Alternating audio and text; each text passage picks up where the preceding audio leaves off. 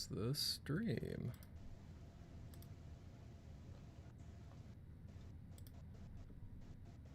Huh.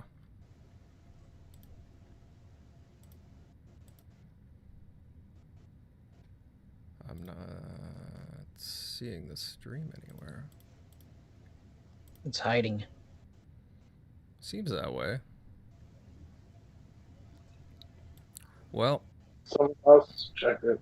Oh, we are live here on YouTube. All right, I guess we'll work with that. Hey there, guys. What is going on? And welcome to the Xbox Roundtable Podcast. This is episode number 178. Thank you all for tuning in. This is the best place for Xbox talk on Sunday nights. I'm your host, Invader, and we've got a jam-packed show for you tonight. Once again, we have chatter of Hideo Kojima and Xbox possibly working together. We'll definitely dive into that. As well, Square Enix denying reports of interest in acquisition. Could there be some big players in talks with them behind the scenes? Or maybe not. Also, there's been games such as MLB The Show and Outriders that have finally come out. We'll give some of our thoughts on those games and so much more. However, you know, we got lots to talk about tonight, but first, let me introduce everybody on tonight's panel. And joining us tonight are two very cool personalities. Up first, from the Gaming Beyond the Box podcast, please welcome friend of the show, Fork Boy. Hey, buddy, how you doing? Doing great. Excited to go over everything and excited to be here. We'll see kind of how this goes because I'm excited about one of the topics. Ooh, looking forward to that. Yeah, definitely, buddy. Which topic? I'm kind of curious. What are you excited about? Outriders. I've spent close to 50 hours in it and haven't touched it in a week now. So. All right. Yeah. All right. Well, no, I know a bunch of people on the panel have been playing it, including myself. So, yeah, I'll be interesting to hear what people think of that, and MLB too. I mean, I'm not a baseball guy, but you know what? Free's free, man. Exactly right, and high profile free, no less. So, yeah, we'll definitely get into that, buddy. And also with us tonight for the second time, the always passionate So Shady. How you been, man? Oh, I've been damn good, Invader. I just wanted to say thank you so much for having me on the show. I've taken a very extended break from the community, and it has been many, many, many months since I've done a podcast, and I'm just very excited to get in here with all the guys and talk this week's, hottest gaming rumors and whatnot, and shoot some shit, man. Let's do it. All right. I like that energy, buddy. Now we'll move on to the TXR regulars, and Centurion, buddy. Hey, what's going on, bud? What is up? It is Sunday night. We've got a great panel. I'm totally excited. But let's get one thing corrected real quick there, Fork Boy. Technically, you did not get those games for free. You paid for them. It is not the service's fault that they give you such an amazing value that it feels like they're free.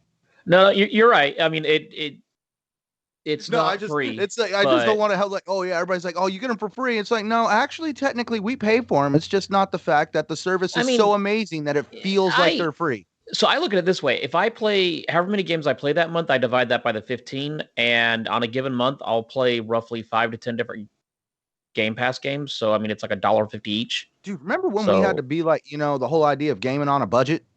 Like, dude, man, I gotta save up for those I had games. Super Mario Brothers and Duck Hunt for like 4 years before I got Metroid. Even when you could rent games from Blockbuster, it was like $5 to $7 for one game for 3 days, not $15 for 300 for a month. This is a totally different level of renting. And mind you, games back then did not cost $60, but we still had to budget them. Oh, dude, well, let's also look at like right now in the month of May. 64 did. In the month of May alone, we've actually got some good games coming out. One of them is the Mass Effect Legendary Edition, which is 3 games and like a massive amount of DLC. Now, these games are not appearing in Game Pass. Imagine looking at some of these games going, I want to buy those, but I already spent my money on this game. But because of the money we saved on Game Pass, we can actually eyeball some of these other games further ahead that are not going to be in the service. Absolutely, man. I'm spending more money on games because of Game Pass, not less.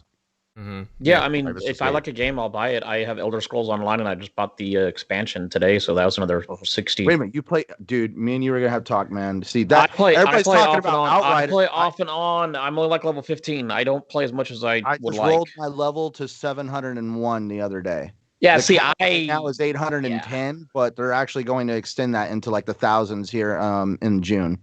I'm excited for June 8th, so I decided to start playing I've again. already had mine DL. That's why I was like, we got to hang out sometime because everybody's like, oh, I've been playing Outriders. Yeah, I started playing this game that was like cracked to me a long time ago. It's called Elder Scrolls Online.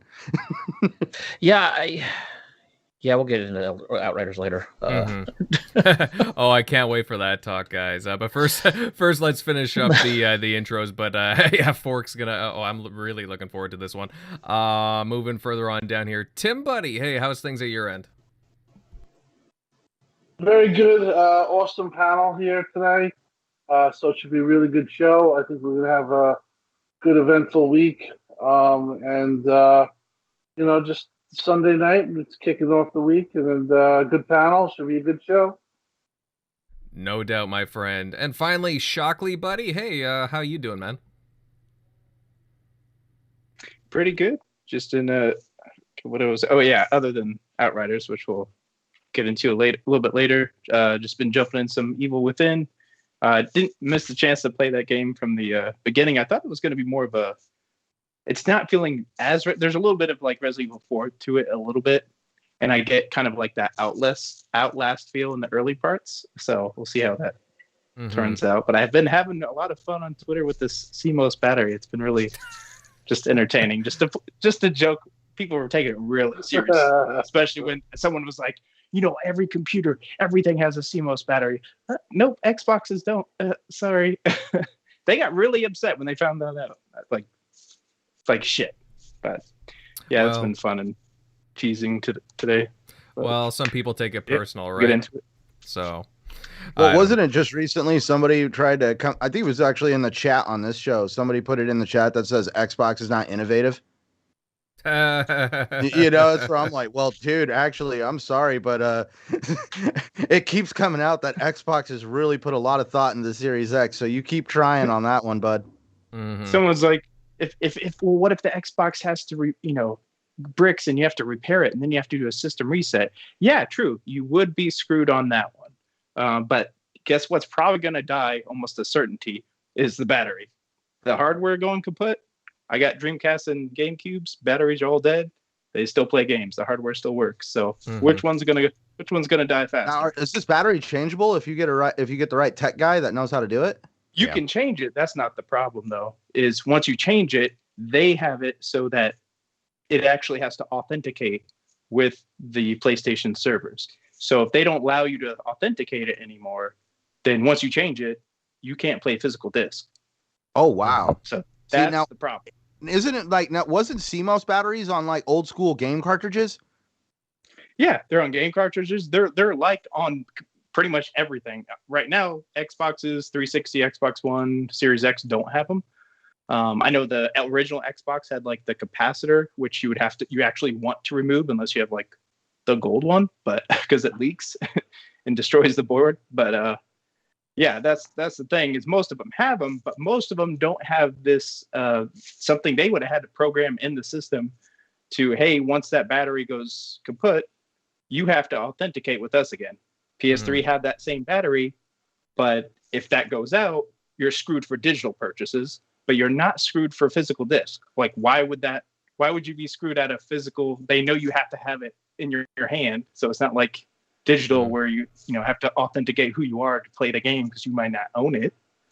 So that would make sense, but that's the distinction. So you're telling me, Tom, let's get this straight. You're telling me PlayStation was doing DRM before Xbox? Yeah, it's funny how that turned around. Because here's the thing: is I can still authenticate my Microsoft Office from the mid 2000s. I even installed it in one of my newer computers just because I wanted to be cheap and just use Word for something. And I installed it in my newer PC. I authenticated it just fine with the key from the mid 2000s. So I'm pretty sure Microsoft's going to be able to, especially since they're building this ecosystem, like to move forward. You're going to be able to authenticate for like decades, well beyond any batteries dying. You're not going to have that issue because what they give us free cloud, basically free cloud storage, basically to just like take our saves and keep them forever. You know, I've not paid for Xbox Live, but they kept my saves. All right. You know, Right. Yeah. No, I don't know how they figured that. You know, their budget where they just keep endless saves because there's no limit for Xbox One and Series X, which I don't know how they budget that. But No, that's true, man. we'll get into it. That's true. No, you make some good points there, Shuck. Before we get into things, just a reminder, guys, that last week we had a developer on, Joe Winter. He was on the show to discuss his solo title, Song of Iron. It was a really fun chat that we had, and we learned a heck of a lot about that thing and some new things about the game. So hey, you know what? Give it a listen if you haven't already. I think it's coming out in the summer, he said sometime. So definitely worth checking out. And just before we begin, of course, just to take a look at the chat. Oh, we already have some really cool people here. Mr. Kima, PyCon Fusion, Spida, Toolman, Infinite, Gaming Addict. Hey, buddy, great to see you. Hey, TXR, hit that like button with the $2 super chat. Hey, you know what? That's a good idea, guys. Hit that like button and share the show out. You know, let everyone know that we're live. Da Blue, Leonidas, Pong Soul, and so many more. Thank you all for being here. Fellas, you know what? Let's get straight into things now. And we have some new Xbox and Hideo Kojima kind of talks, rumors kind of circulating here. And a few months back, we were even hearing some rumblings about this. And there's been some cryptic teases by Xbox's Phil Spencer. And now journalists and other kind of personalities seem to be getting information regarding this rumored collaboration of sorts, this deal. According to VentureBeat's Jeff Grubb, Kojima is in talks with Microsoft to publish his next game.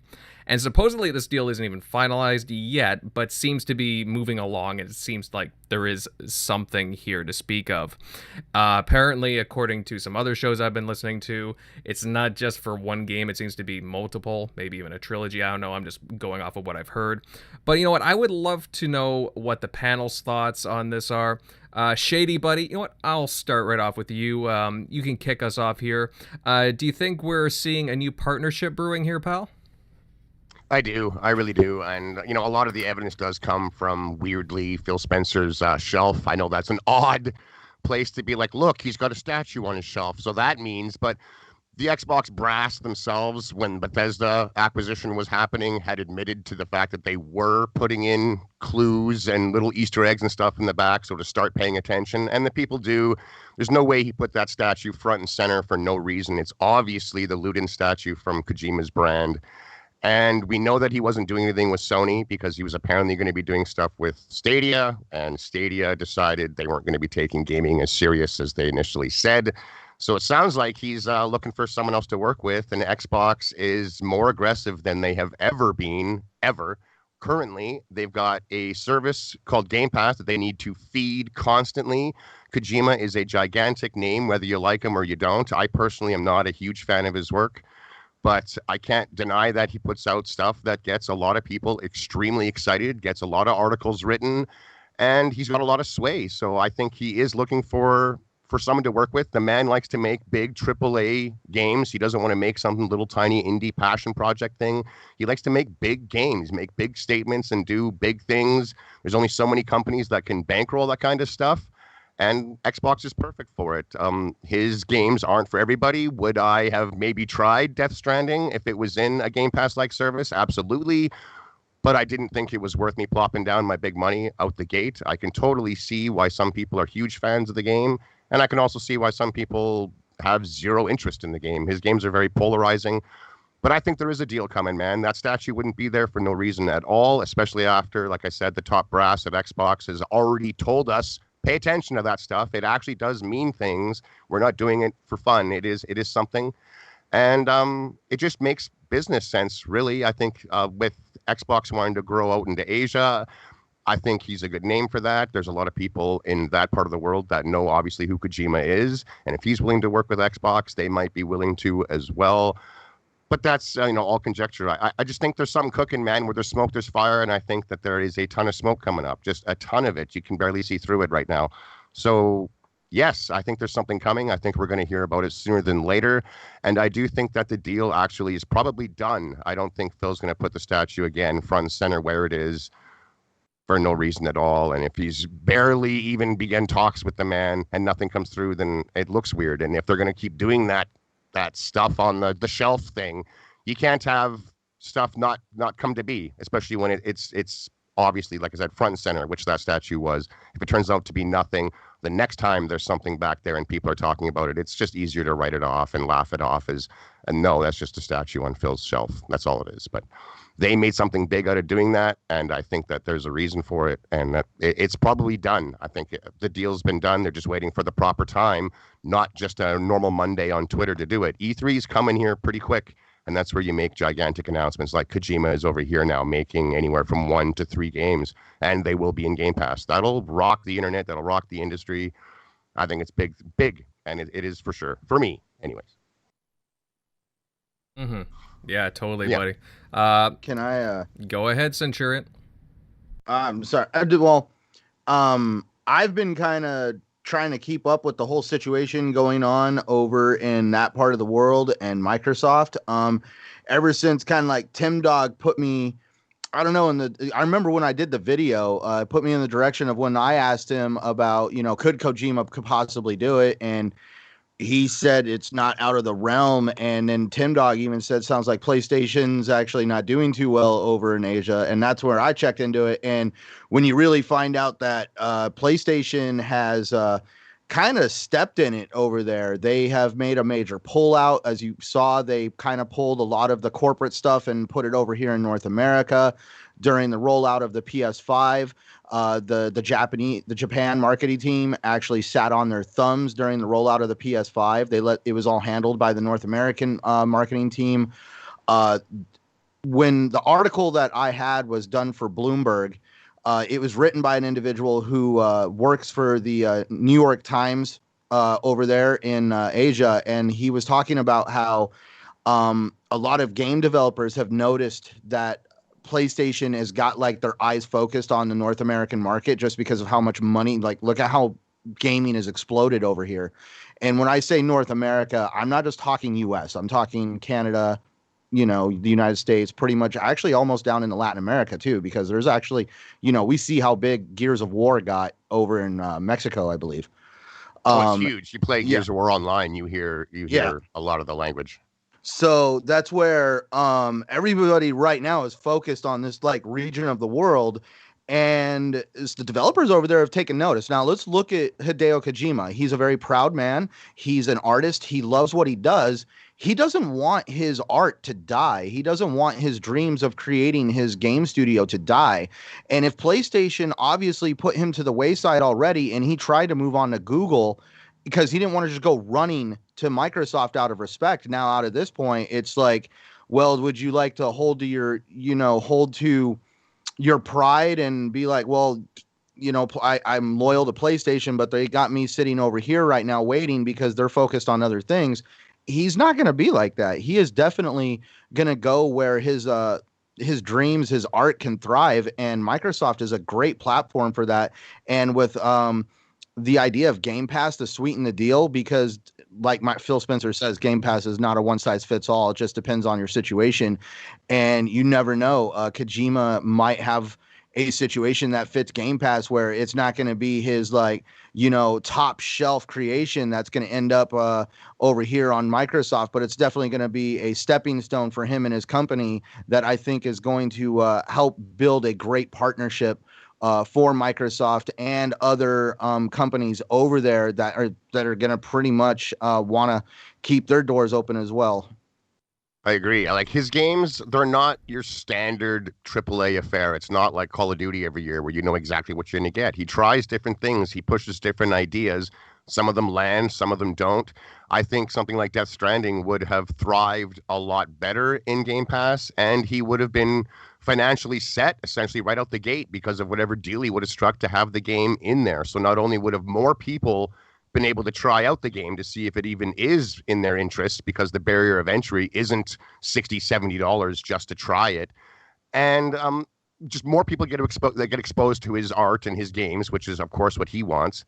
And then his pocketbook is taken care of because of his Game Pass deal. I think that the service and his types of games are perfect for each other because they're not the guaranteed huge 10 million gonna sell. His name alone doesn't sell 10 million units anymore. I don't know if it ever did, but it's not like Spider-Man. It's not like a Halo. He does different stuff, and something like Game Pass allows the audience to check out the different things that he's pushing, the craziness that he writes and does, without really hitting our wallets so much. And he gets his pocketbook taken care of by Microsoft. I think the two services, or the service and his type of game, are perfect for each other. Mm-hmm. Absolutely.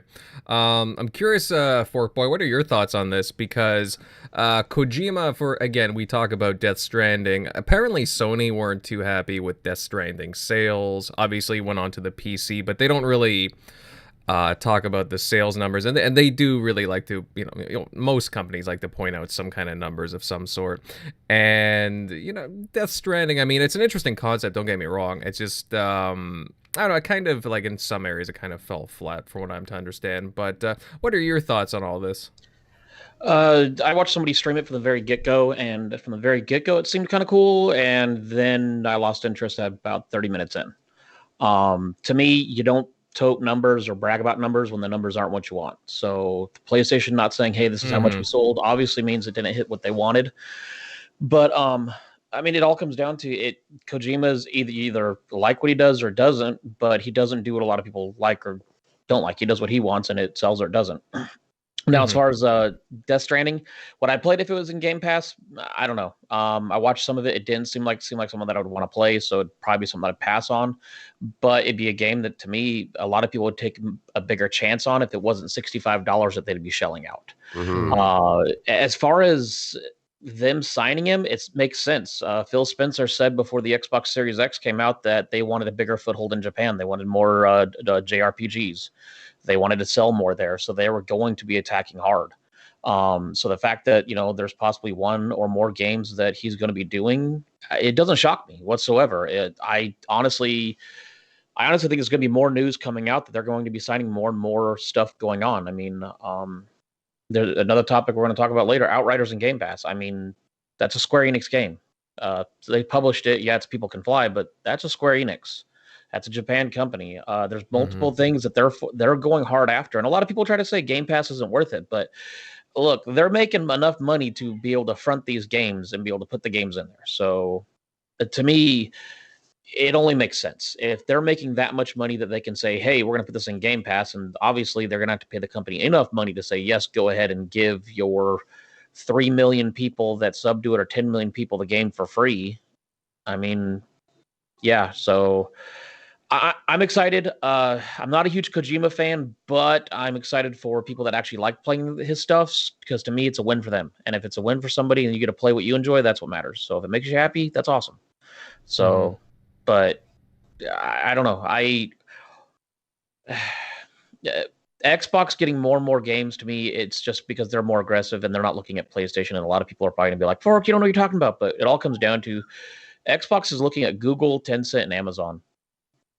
That's the people in the arena. And if they don't grab some of these companies, then somebody else will. And people try to say PlayStation's a big dog. PlayStation is not a big dog.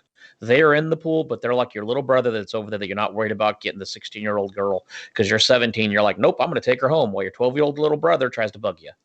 In this big, everyone's buying everybody. Like that's what is kind of going on. I think Sony, like whatever companies they buy, if they get one, it tells me that the other companies weren't interested, because they can be outbid so easily by the companies like Tencent and the Amazons and the Googles and the Microsofts. And people hate hearing that, but it's like, look, you have $1 trillion companies in a swimming pool with a $1 billion company. If Tencent really wanted to, they could go over and buy PlayStation. It's not a matter of if they have the money. It's a matter of just putting the money down. And people don't want to hear that, but it's like, look, it all comes down to a publicly traded company.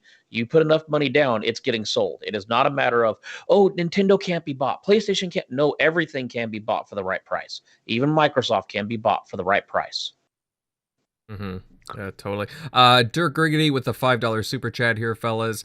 Thank you very much, Dirt. Great to see you, pal. I hated Kojima's last 2 games, but if this is true, I'm going to be hypocritical and praise the move strictly because I'm Team Xbox. He is a legend, to be honest. And you know what, guys? No. To be honest, I think that's true because, like, personally, like, I'm kind of similar to Dirt because I'm like, well, I mean, I don't have a lot of interest in stuff. Actually, I am kind of curious about Death Stranding, to be honest. But that's something that I would just love to dip my toes into and try, like, you know, again, like something on Game Pass, right? Like, it's not, you know, just something I'm curious about. But there's a lot of people that, you know, I know who would like just, you know, love it if they could get like a Kojima type of game, a styled game onto the platform. So yeah. Invader, are you familiar with who Quentin Tarantino is? Oh yeah, he did those movies, right? Those he those made small, he made those commercials. Yeah. Well, I'm just saying, like, if you keep up with entertainment, you know, there's Steven Spielberg, there's George Lucas, there's J.J. Abrams, there's great directors, and Quentin Tarantino is a great director in his own respects, but some of his earlier works, Dusk Until Dawn, Pulp Fiction, stuff like that, definitely were choice movies. And so that's the best way I have been able to ever describe Hideo Kojima is, he's all over the place, trying one thing or another. And sometimes it's really great. Other times it's like, okay, that was a little off the wall, but, that's just Kojima, just like that's Quentin Tarantino. Agreed. I think Dirk Griggity nailed it too. There's nothing wrong with that. Like I'm not a fan of Kojima's games. I don't necessarily like what he makes or him in particular, but I can respect that he has a gigantic following, and a move like bringing him to Xbox and making an exclusive game for that platform would be huge for a lot of people. And that's just me acknowledging that it would be huge. It doesn't make me a huge Kojima fan. I'm not going to suddenly say his games are the greatest and he's a god of gaming. Not to me anyways, but that's a big power play move. And I would say just to pretend that it isn't is straight ignorance, whether I'm an Xbox fan or not. I think that's just big. I'm still not a fan of his, but that is a big move. So I think Dirt is totally fine having that opinion. Mm-hmm. It's a big move. Yeah, and exciting. As an Xbox owner, I'm excited. If he comes over, I'm excited. It brings more eyes to the platform that I enjoy. They'll potentially make more money in the long run. I get more and bigger and better games. Like, that's great. Mm-hmm. Yeah, it's a win for everybody because guess what? This is, I don't know the numbers whatsoever, but let's say there's 100,000 hardcore Kojima fans, which I'm sure there's way more than that. Guess what? If a game releases on Game Pass, guess where those 100,000 people are going to be playing?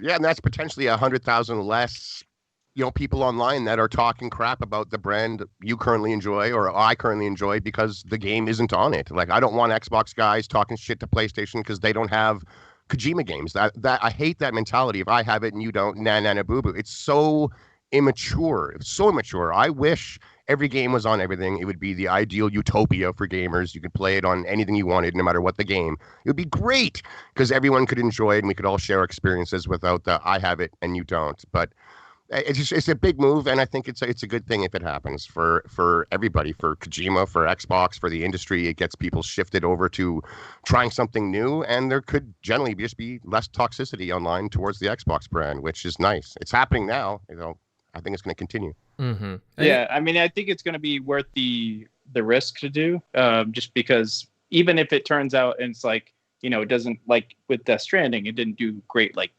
critically per se.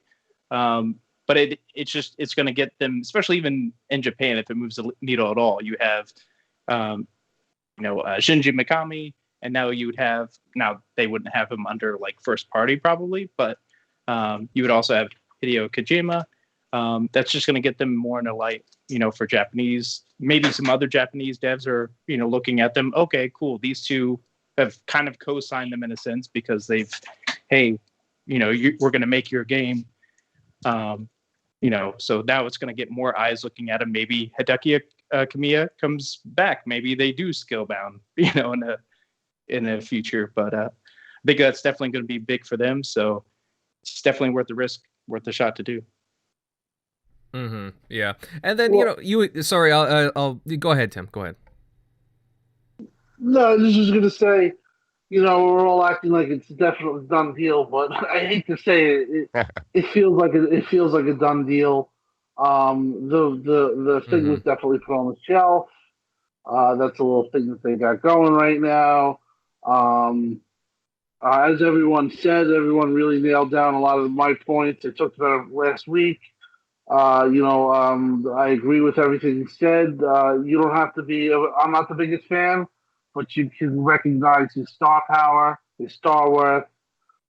This is something that I think that Phil has been trying to get to do in Japan, or trying to get some type of something going there, and this might be it. And this looks like that's going to be the thing.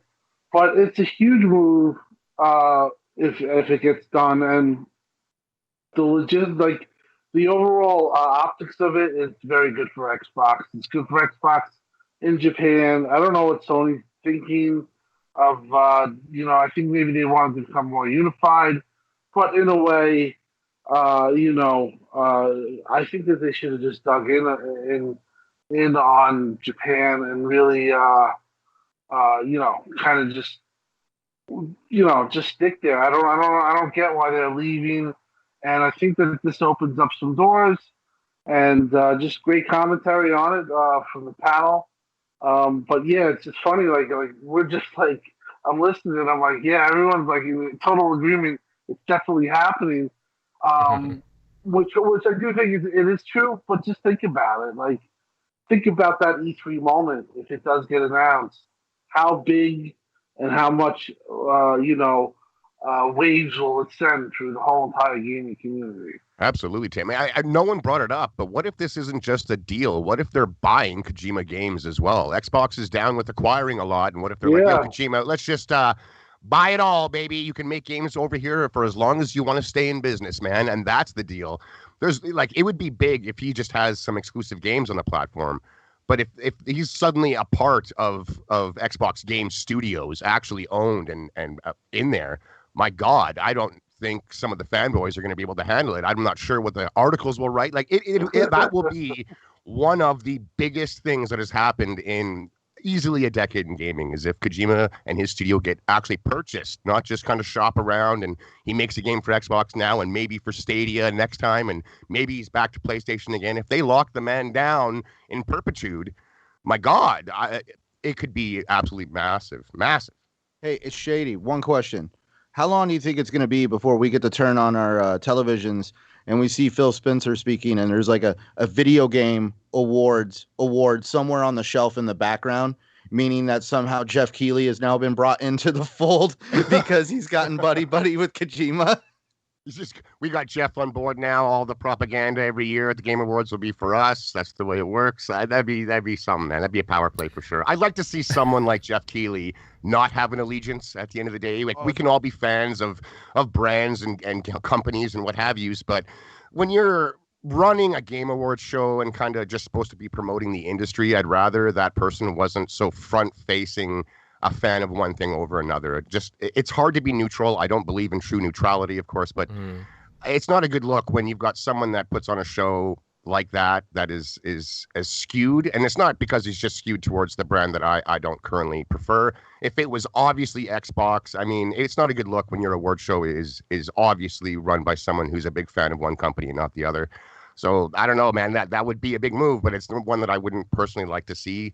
Let Jeff be as neutral as he possibly can be, hopefully, anyways. But yeah, that would be funny. I would snicker for sure. Well, the thing about Kojima is that, not only does he get a lot of eyes on, but again, this would be, again, nothing is confirmed here, as Tim was alluding to, because it does seem like there's a lot of evidence to point towards there is something there, but we still don't know. But the thing about this is, if Kojima were to have this big deal with Xbox Game Studios, it attracts not only a whole lot of eyes, but a lot of developer attention, specifically Japanese and maybe even Korean game studio eyes and developers towards the Xbox platform. And of course, Xbox is making this huge push with Xbox Game Pass and xCloud in those regions, especially right now. So I mean, I could see them leveraging something like this, or this developer, like as a cornerstone for their push into these markets. So at one point, something like this, I would have said, maybe a couple of years ago, no, something like that can't happen. I don't know. The past couple of years, man, it's, everything they've done has kind of changed my mind on that. So I would not be surprised with them making such an aggressive move. So it is when they bought ZeniMax and Bethesda, man. Suddenly anything goes. It was anything you put on the table that could happen.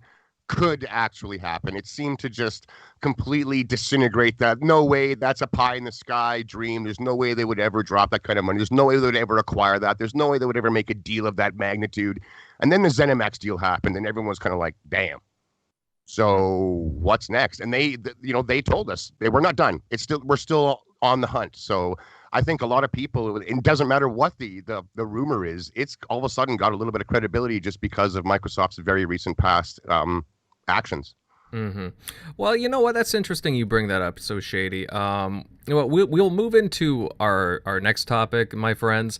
But we're also going to segue because of what you said, because there is another kind of juicy, spicy topic that has been making the rounds for the past few days. And again, we talk about all these big acquisitions. And again, when we were talking about billions of dollars, Microsoft buying ZeniMax, nobody would have thought that they'd actually have the cojones for that. But obviously they have the deep wallet. Now, according to a report from finance outlet CTFN, but of course they were signal boosted via Bloomberg, there are reports of Square Enix that they've received multiple acquisition interests. Now, naturally, Square Enix have put out a statement saying that they haven't received any offers. But I mean, it wouldn't be the first time we've seen a developer or a publisher do a complete 180. From these kinds of topics. They kind of want to get away from them. I think even, there's been studios that have done that before. Fork Boy, I'll lead off with you on this one.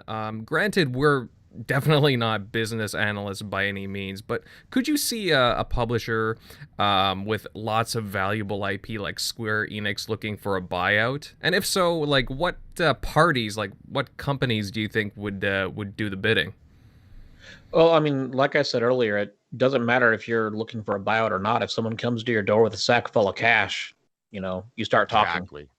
Because when it comes down to it, if I go to Shady's house with $10 billion, he can say no. I come back with $12 billion. He says no. I come back with $15 billion. He's like, yep, we're talking. Everyone has a number. You just got to find it. And like I said earlier, there's too many big players in the market with Tencent and Amazon. And yeah, Google Stadia failed, but I mean, Google's a $1 trillion company. They're trying to get in the market, so someone's going to buy it. And with rumors, I mean, we've all been around long enough. If there's a rumor where there's smoke, there's fire. Yeah, they're denying it. Yeah, whatever. I guarantee within the next year, someone buys Square Enix. It's almost within their best interest, if not legally, they need to come out and kind of deny this kind of stuff. When these huge companies are being talking about selling each other for $10 billion, you almost have to, because I'm pretty sure, unless I'm wrong, Square Enix is a publicly traded company. So just rumor that this could happen sends their stock up and down. It makes it very chaotic. And if you've got all of your investors hearing about a potential acquisition from a company the size of Microsoft, generally the stock goes up. And then if it comes out that, no, they're not buying us, it's not happening, it kind of gives off an image that you weren't worth the purchase. So you might have your investors suddenly going like, hey, is everything okay? How come we weren't purchased? Why didn't they buy us? What are we doing wrong? And it's not a very good look at all. So all this kind of stuff you want to have quiet. And if you really look at the words that Square Enix said was, nothing was reported by Square Enix. No, nothing was. So correct. We do not consider selling off the company or it's part of its businesses. Hey, I'm not considering selling my soul, but come, like you say, you show up at my door with $10 billion. Let's talk. Considering is just leaving the door open. We don't consider it now, maybe in an hour. Who knows? And they haven't received any offers from a third-party company. They probably haven't. There is no offer. You don't just walk in day one, second one, and say, hey, man, we want to grab you for $8 billion. You just start poking around, asking questions, making a couple, bridges. You build a few, and you just start to see, hey, if we were to start looking, what do you think? What are you worth? You don't start with that. It also comes down to, what company said, no, we're not selling? Square Enix. What other company was involved in it that didn't say anything? Microsoft. Yep. They didn't come out and say, no, we're not doing it. But a lot of times with these deals, they don't want stuff publicly brought out or anything. I mean, we didn't know about the ZeniMax thing. Yeah, there were some rumors kind of like, hey, look, they're buying a big company. But I mean, when it dropped, everybody was like, what in the hell? So, I mean, Ubisoft, Square Enix, all these companies, someone's going to buy these companies out. And people are like, no, it can't happen. It's going to happen. Whether it's Tencent, whether it's Amazon, whether it's Google, people are going to buy it. I mean, I've said it on Gaming Beyond the Box. I will not be shocked if Google or Amazon or Tencent buys out PlayStation completely. Amazon, for one, because guess what? They already have a foundation. They already have people that play. Guess what? We bought it. Now we have our own system. Now we can start doing whatever we want. Mm-hmm. Yeah. Now, let me just put this out there, guys. How much is Square Enix worth, would you say? Because I've looked up some different articles. I've seen different numbers floated around. Would you say they're in the ballpark of like a ZeniMax, like $7.5, $8 billion? I could think see they're that. Maybe just No. under that. I think No, they're a little I just looked it under up that, I a think. week ago, so I can go last. I was gonna say, like, on paper they're cheaper, but because they're a publicly traded company, and the process in acquiring one of those is you generally have to give the investors more bang for their buck to get out.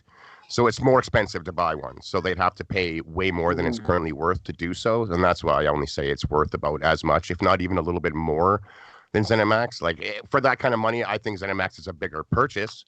You get more for it, but I think that's why its value is so much more, is because unlike ZeniMax, which was not publicly traded, Square Enix is. So I think that's what drives the cost up to purchase it. I think it's definitely way, at least for Microsoft, I think it's way more worth it than just ZeniMax. Because if you think about what this would do, if they take this away from Sony, you basically have the JRPG and the Western RPG wrapped up. You basically have that whole genre almost, except for like Atlas. That's about it, and maybe Bandai Namco or Bandco. That's about all that's left over, and that'd be a huge piece of like their whole story and their whole success. You know, basically is on that Final Fantasy VII. That's what kind of separated that and the Sega Saturn. They were both pretty close. It really was. When that game dropped, it just wiped it out. It was a whole nother ball game. It was, So it was you like take Final away their Fantasy story. VII and Metal Gear. Think about Those that. two. Part 2 Final Fantasy VII Remake doesn't ever come to the PlayStation. Could you fucking imagine? Like, now those deals are probably already signed, just kind of like the Deathloop deal. But like just stuff like that, just no more, no more Dragon Quest, no more. That'd be a huge blow. So that's why it'd be more worth in that sense, because like they're set. Like you don't even have any RPGs that's going to compare at all. What is when you've already taken the Elder Scrolls and the Fallouts away just now, and now all of a sudden you start reaching in, grabbing the Dragon Quest and the Final Fantasies wrapped up right now. Oh yeah, when you grab Final Fantasy and yank that away, and Enix, that would be huge. That would be huge. I heard Randall Thor earlier this week say that he would almost rather they acquired the American side of things. Like the Crystal Dynamics. So you'd get Tomb Raider, you get what do you call it? Their Montreal studio, which makes Deus Ex, and you likely get that IP and stuff. I think that would work as well. If I'm correct, I've never heard Square Enix talk fondly of its American side. Every Tomb Raider game is a disappointment to them. It never meets their hopes and desires for sales. They always come on and be like, yeah, it didn't meet our expectations. No matter how well the Tomb Raider sold. It sold 10 million. Yeah, we thought it was going to do 20, so boo. And same with Deus Ex. They don't meet the expectations that the company wants, whether they sell a lot or not. And I've always been of the opinion that they're using a lot of the profits from the American side to prop up the Final Fantasies and stuff like that. So maybe they're interested in just peeling off the American side of things, and that it kind of fits more with Xbox anyways. Other than, of course, ganking a bunch of extremely high profile, if not the highest profile, Japanese RPG with like Final Fantasy. It'd be huge. Either way, it'd be huge. Well, you look at, for example, you talked about the Western side of things with IDOS, right? With their Montreal studio. Tomb Raider, Microsoft has been very close with the Tomb Raider IP for the last generation or so. Obviously, they helped to fund Rise of the Tomb Raider. They look at Dragon Quest. Back in December, they got Dragon Quest onto Game Pass. That was big. That was big for them. There's different things in the works here. Sony has also been very friendly with Square Enix. Obviously, you talk about the Final Fantasy VII Remake exclusivity deal. And then along with that newer game, Forspoken, I think it's called, that new IP. So they're kind of all over the place. I don't know. I mean, you think about Square Enix is making deals for a lot of exclusivity stuff. We got Avengers in PlayStation Now right now. So there's obviously some kind of a deal for Sony paying them money for that. We just got Outriders and Game Pass. Obviously, some kind of a money deal went down for that. Final Fantasy is exclusive to PlayStation currently. Some kind of big money deal went down for that. They've sold Spider-Man exclusive in Avengers. There's another big money deal. Like, they are totally open with working with the different companies and getting exclusive deals for cash. And if you look at the way ZeniMax and Bethesda was operating towards its end, it was suddenly having shopping around exclusive deals. And like, we even have it with Deathloop and their other one, right? As the deal was coming to an end, there's still, hey, there's exclusive stuff. So it's like, we're looking at Square Enix totally willing to close off one customer base because another company is lining their pockets with instant cash right now. So maybe they are, like, they're way more open to an acquisition than people think, because they seem to be kind of acting like they want money now. They're not. They're acting like ZeniMax. Like, they are. Like ZeniMax was taking those deals. Like, hey, okay, maybe you didn't do so hot. Arcane. Kind of like Crystal Dynamics. So maybe you got to make your next game exclusive. That Final Fantasy 15 game didn't hit quite the way we wanted it. PlayStation want to pay for a year? Okay, they're kind of doing that same thing where they're having to shop time exclusive. Activision, EA, those big publishers aren't having to do that. They're not going to get bought out anytime soon. And like, on one hand, I understand like a company wants to take, get money, but on the other, it sort of sends out this signal that they are uncomfortable relying on their sales alone. That's not enough to get by anymore. They need to start making big money deals where they get the cash now, regardless of who's playing it at all. No one could buy a timed exclusive game, but they still get their cash, and it's looking they just saw like Game Pass did. That. That's right, they did. For a lukewarm game that people were not, after that demo, people were just like, yeah, it kind of looks like, half Gears. Like, people were like kind of lukewarm after they played that demo. You had heard it on all the podcasts leading up before that announcement. Yeah. And then when that hit, it kept it in Twitter. Kept it in like the Twitter sphere of just public talk of like between gamers, whether good, bad. It just kept it going, kept it trending, and you saw what it did. You saw those numbers, even on Xbox, even though it's on Game Pass. Don't think Square Enix wasn't just very much reminded what the risks of gigantic AAA game development is in today's world. They took it on the chin with Avengers, man. I've heard they've lost, upwards of almost $100 million. That's insane. That is a lot of money, and not every company can just eat $100 million loss. Oh, that's fine. We'll make that back. That's $100 million, man. So they just felt what it's like to risk $200 million and not make it back, and it's brutal. I can only imagine it's brutal, regardless if you're a billion-dollar company or not. That's serious cash, and you can only get so many of those before you're just out of business anymore, and your value is down. You can't put out too many games like that. So they were very recently reminded that it is hugely risky, and it doesn't always work out. And then all of a sudden, right afterwards, when they put a game in Game Pass, that game is topping sales numbers. Its concurrent players on Steam are destroying Avengers by like 5 times. It's insane. It's a massive clash of two different things. And they're very similar games on a kind of a looter games as a service-y play it for a long time game. Yeah, one of them completely hit the ground. The biggest IP almost arguably in the world with the Avengers failed miserably financially. Yeah, well, the one with the giant never heard of rough around the edges, right? Yeah, you could have thought it can't fail with that giant license, with Disney Plus dropping, their Avengers spin-offs, sequels. No, it shouldn't have. This unknown game, Outriders, is crushing that. Yeah, exactly. There it is. Company was given 2 very extreme examples. One, you just took it on the chin and lost upwards of $100 million. The other, with a brand new, never before heard of, kind of rough around the edges IP, ends up topping sales charts. So it's kind of like, holy shit, this Game Pass thing is legit. Like, they just got the example they needed huge. So if Xbox is there courting them to come on over and take away that initial risk of losing $100 million on something like an Avengers, and you get more people playing and buying games, I think their ears just perked up myself. So, I mean, back to Invader's original question. As of April 11th, Square Enix is only worth $2 billion. Hmm. $2 So billion. you go buy them out, you're only going to pay $3 to $4 billion, which is almost half of what they paid for. I mean, you're probably going to ZeniMax. pay more than I that. think you'd have to pay almost Nah. 3 times that. You'd Because probably pay like even Yeah, if well, Microsoft comes in Well, for yeah, three, that's the thing, Sony's though. going to say, "Hey, we'll match that." They're going to have to go much higher than that Yeah, but to where $2 it's billion, at Sony's range. $2 'Cause billion if Sony loses that, that's is- huge to them. You go 3 times, okay, that's still less than the ZeniMax deal. That's true. it is. And mind you, Oh yeah, this is April 11th after the leak came out, which has caused their stock to soar. Mm-hmm. That's Yeah, correct. well, listen, I have a little bit of a different take than the panel.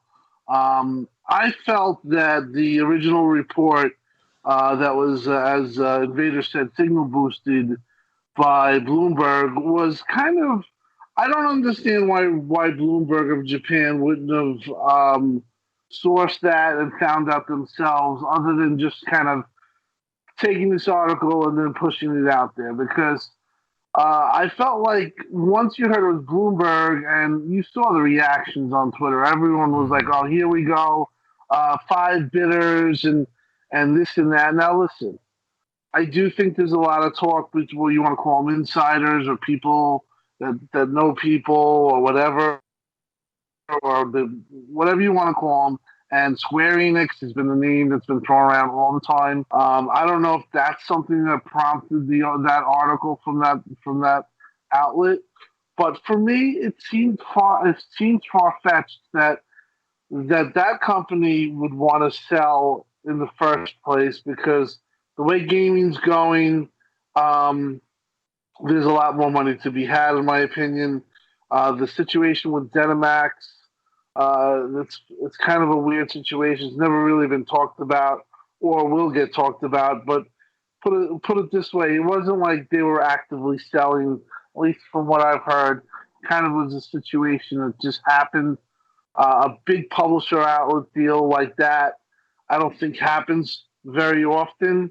So, like, here we are now, and panel members all made excellent points in how it would be Microsoft and this and that. But for me, there's 2 things here. If anybody was to buy it, Sony would have to bet their whole entire bank to try to get them, because, like Shock said, if Xbox got this publisher, honestly, with what you've seen with Bethesda deal and how much of an impact that would be a temporary. It could possibly be a real hard punch to Sony. So if this was the case that they're actively selling, Sony has to be super aggressive and have to be super in there. And to me, that's why I don't know if that it's really true. Even though they did say potential buyers, it just seems too crazy that they would be selling off like that, in my opinion. And I think that it would have been, at this point, corroborated instead of just going away. So I'm of the impression that this is a lot of, it got to a point, but I don't know how much validity is there behind it. My final point is that if indeed that it did happen, that you did sell, that the market would sell off, in my opinion. I think Tencent would become super aggressive, as well as Sony, and basically everything would split up, as well as Microsoft, and they would buy up everything. But this is where we're at right now, and everything's a possibility, but it's just crazy times to just think that Square Enix, like when that report came out, I don't know if you guys are reading Twitter, it was pretty crazy, and people were just like losing their minds. So I like I said, I'm on the side that it was. I'm a air of caution. I'm going to go that way and say that it's more or less not going to happen than happen. Mm-hmm. Exactly, Tim. You know what makes me think though is that the way it happened, the way it was kind of just seemed like out of nowhere, like aggressive. It makes me think that maybe Microsoft was just into having a meeting, just like where they maybe had a meeting with Nintendo and were laughed at. but maybe they were having a meeting and maybe we're making some moves of like, hey, just getting stuff ready just in case. And that's where maybe Tencent and Sony, they're public traded company. It's not private. They're not going to keep it a secret like the Bethesda deal. Maybe they got wind of that and they're like, okay, no, we're going to be calling them up too. And that's where you kind of got, hey, multiple suitors are, kind of circling Square. And then you later got reported of Microsoft's when someone kind of dug a little bit more, but you didn't hear the other names, but you did get the Microsoft name. So that's what my tinfoil, if I just having fun here with it, my tinfoil has thinking like, that's probably what it was. How you just at it randomly, obviously it was the next day for them when we heard it. It was middle night for us here. But the way it seemed like kind of like aggressive like that, like, oh crap, get your shit. Hey, Microsoft's maybe making some talks. We need to get over there. I mean, those 6 hours or those 8 hours of until they came out and publicly addressed it, that was pretty crazy. Like, yeah, you saw all these people coming out, but for me, like I said, the only thing that I could felt is like, if I'm Sony and I realize Microsoft might get Square Enix, that's gonna make me go crazy, and I gotta keep on to see if I can write a lien on I can lease out the house and do whatever it takes to get them on your side, because that would be really at the point where it'd be kind of unquestionable that who the true market leader is. Sony would just counter by buying the Call of Duty esports league like they did with Evo. Hey, we own that esports league now. Counter? No. I know Xbox. We were just sort of talking about it, but Xbox is obviously on the hunt for some stuff. But do you think they're willing to make a purchase as big as something like Square Enix if they found out that another big company like Amazon was just to make sure that those games weren't taken away from Xbox? It's not as if they would do it on their own. Like, we're gonna go and buy them and get them all for Xbox. But if they heard that someone else was gonna and take them from Xbox, they would do it on the defensive reason. And that's it. And kind of like Sony just ends up being a casualty of war, but they're not the actual, target, if you will. They have a huge surplus of cash on hand that's just sitting there losing value every day, especially the way our market's going to go with inflation. You saw Elon Musk put $1 billion or however much it was into Bitcoin, or appreciating asset right now, or currency. Mm-hmm. And you might as well invest that money and get it back. That's a better investment than just letting that money, $7 billion or whatever, lose value. You're exactly right. It is literally it's literal cash sitting there losing money, like you say, because of inflation and stuff. And they got to spend it, so they're going to spend it in smart ways that'll turn around and potentially make them more money, or they could lose some here and there. But it is losing money just sitting there and not being spent. That is correct. Mm-hmm. Yeah, and then you look at again, like who would be open to? We got Microsoft, maybe Sony, Tencent, Embracer Group. They've actually been trying to get some more war chest money to acquire more. They've been very, very open about that. They've been buying up studios and IP like crazy. I mean, there's a content war going on right now. There's a push for, again, these subscription services and all these IPs and studios, and to, again, just have this massive library, just to be able to be more competitive now. And it's interesting to see Microsoft and Xbox be so aggressive about it, because I mean, they're the ones that have been leading this charge ever since a couple of years ago. So I don't know. I think that ever since the ZeniMax deal got pushed, I think that lit a fire under a lot of different publishers. And I'm curious to see what Sony's moves will be, if they'll be going after anybody soon. But time will tell on that one, fellas. Again, I'm with Tim here. I err on the side of caution just because of how these talks and these articles came about, because it was kind of signal boosted by Bloomberg, this article and so forth. So, just it's there, but we'll see what happens. We'll just kind of keep it in the back burner for now. But guys, we will move on to some other bits of things to talk about, and move on to another game that came out recently. Let's see what we got here. So the game is, let's see. what we got? Now, shoot, where did I put that stupid shoot? Yes. MLB The Show, guys. I mean, that just finally dropped on Xbox consoles. And I know that a lot of Xbox owners are excited and have already booted it up. For example, I know a few people on the panel, or at least I think one or two people on the panel have played it. Tim Dog, I know you've been diving into it ever since it came out. I've seen you post. I've seen you post like all kinds of stuff on Twitter about it. I know you're a baseball guy. What are your thoughts on the game so far? How are you enjoying it on the Xbox? Well, first I'd just like to preface that it's coming out on Game Pass on 420. Came out. The Jackie Robinson edition was available Friday. Even though I have the game purchased, I actually just didn't care. I have to get this game, so I got it Friday night. It took me about 3 hours to download. I played. Let me say this much: the game is excellent. The presentation is gorgeous. The simulation aspect is very real. And that's what I like about it. So, like, right now, from what I played, I've done home run derby. But I've also figuring out, and I recommend anybody who's playing the game and that likes baseball, to figure out how you want to play the game. There's multiple options of gameplay mechanics, how to hit, how to throw, how to pitch, that you have to choose. And they're all really good in their own way, but there's going to be something that you feel most comfortable with. Currently, I went with the analog pitching. No, I think I did the button push pitching and analog hitting.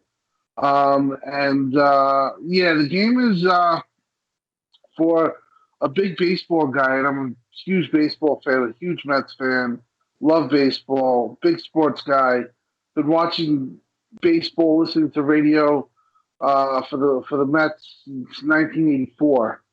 The game is fantastic.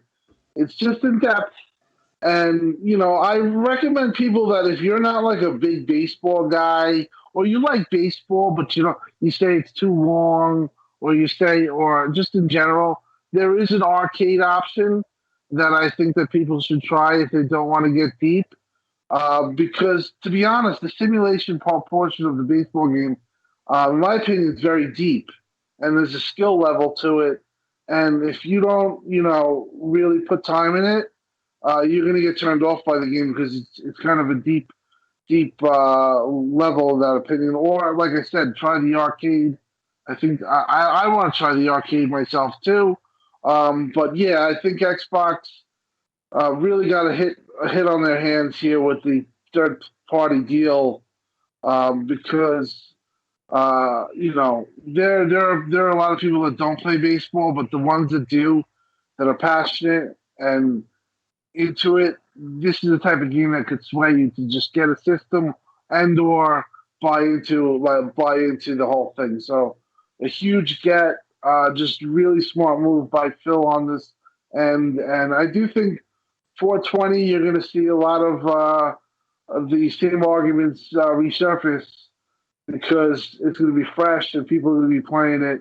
But yeah, this is, in my opinion, a big get by Xbox, and I hope that if they can continue the tradition of getting it on Game Pass day one in the future.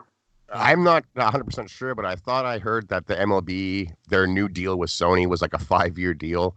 So however that deal is worded, seemingly didn't keep it out of Game Pass this first year. So I think there might be a chance that every single year we're getting MLB The Show, the new edition in Game Pass, which would be kind of funny to see, but it'd be pretty good, right?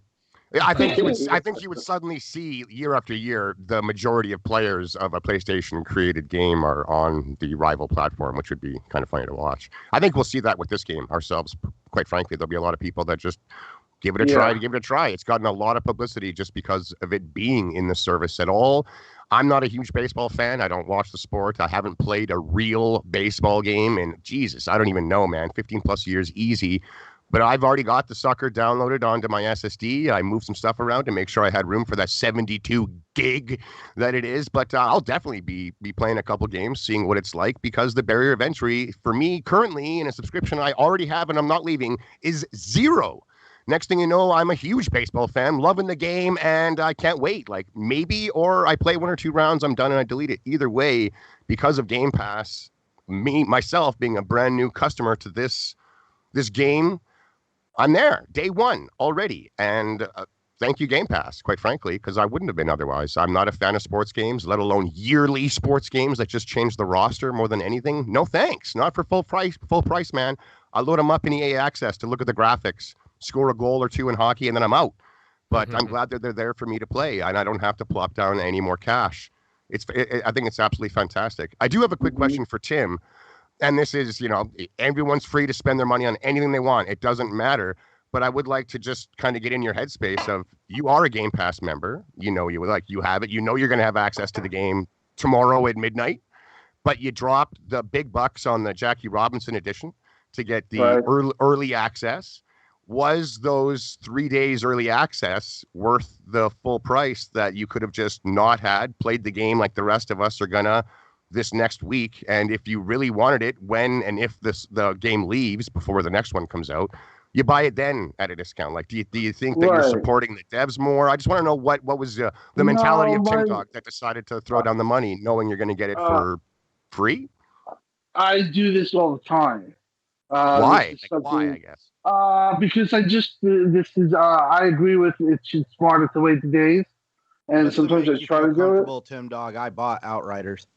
No, but what happens with me is that, like, especially like this is a big game. I didn't know it was gonna have early access, so this when I heard that it was early access, it was like, shit, I want to do it. And what is it?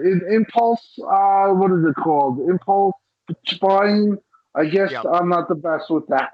I think it's a bit of addiction of acquiring things. Like you own it now. Like, I collect things. I like that. Right, 100%. And that's where it goes. It's more of a thing like, I get the whole night to hang out, and imagine if I could have this, and it's only $50, even though what it is. But yeah, the smarter thing to do, and to be honest, it's the better thing is to wait and wait a couple of days, and then enjoy it then. But yeah, it's definitely I do that. It's an impulse. They call it impulse buying. I do that. I've done that. I'll buy a watch or something or something. When I get on my high horses, as you would say, if I have to have something, I kind of block out money and I make the stupid decision. So that was the case. But the other way, we had. I did have fun though. I have to say, I did have fun with this. Like my crew and I, we all had Outriders pre-ordered for months. We knew we were buying this game before the beta launched. We knew we were going to buy this game. We liked what we'd seen. The marketing was great. We wanted a new looter. We were all in, man. So we had this sucker pre-ordered for months. We played the beta. We enjoyed it. Problems aside, still going to buy it, still pre-ordered. The day we found out it was coming to Game Pass, we canceled our pre-orders. We'll play it in Game Pass. We're already paying for it. We're not leaving. We're going to play it in Game Pass. If I'm still playing that game when it's going to leave Game Pass, I'll buy it then. But if I'm done with the game and I'm not playing it anymore, that's $80 Canadian saved for me. Like I said, anyone can spend their money on anything they want, but my mentality went from I buy everything. I own over 800 games. We buy so many games, it's disgusting. I'm addicted to buying the games almost more than I am playing them all. My backlog is games that I've beaten, that type of deal. So it very quickly shifted for me, and it wasn't necessarily just a financial thing. It's if I don't have to buy Outriders for $80 Canadian, and now I don't have to buy the show, not that I would have, that's $80. I didn't have to buy or put any more extra money down for Octopath Traveler or Narita Boy, the great, highly praised indie game that also just dropped. That's $35 Canadian. Like, in 1 month, I'm going to play games that I didn't have to buy, and that paid for the entire year and then some of Game Pass. That's the kind of value we're dealing with here. And not one of those games is a first-party game. This is third-party stuff. So, like, it's insane. So I'm just two different mentalities where I still am addicted to buying games and spending my money on gaming, but Because of Game Pass, I can take that same money, that $180 that I might have spent on just 2 games, the Outriders and Show, and I can go and buy something else. Like if Biomutant doesn't show up in Game Pass, boom, day one right there. If any of the games coming up in the holiday, again, if they're not all in Game Pass, I'm buy most of those games. So it gives me more money to reinvest into other games. I end up with more games than I had before previously. And that's just where I'm coming from. Like that, no, you're not doing it wrong. I was just wondering why you do what you do and decided to. What I find interesting what you say, though, is that people say that, oh, people don't buy games.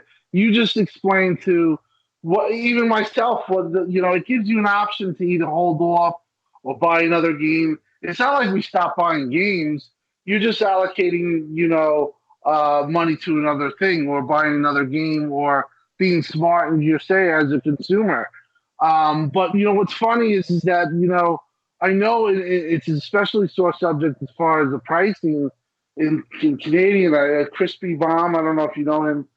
He was explaining that, like, in Canada, and Invader, you guys know, you guys just seriously, like, paying, like, for a PlayStation game $105.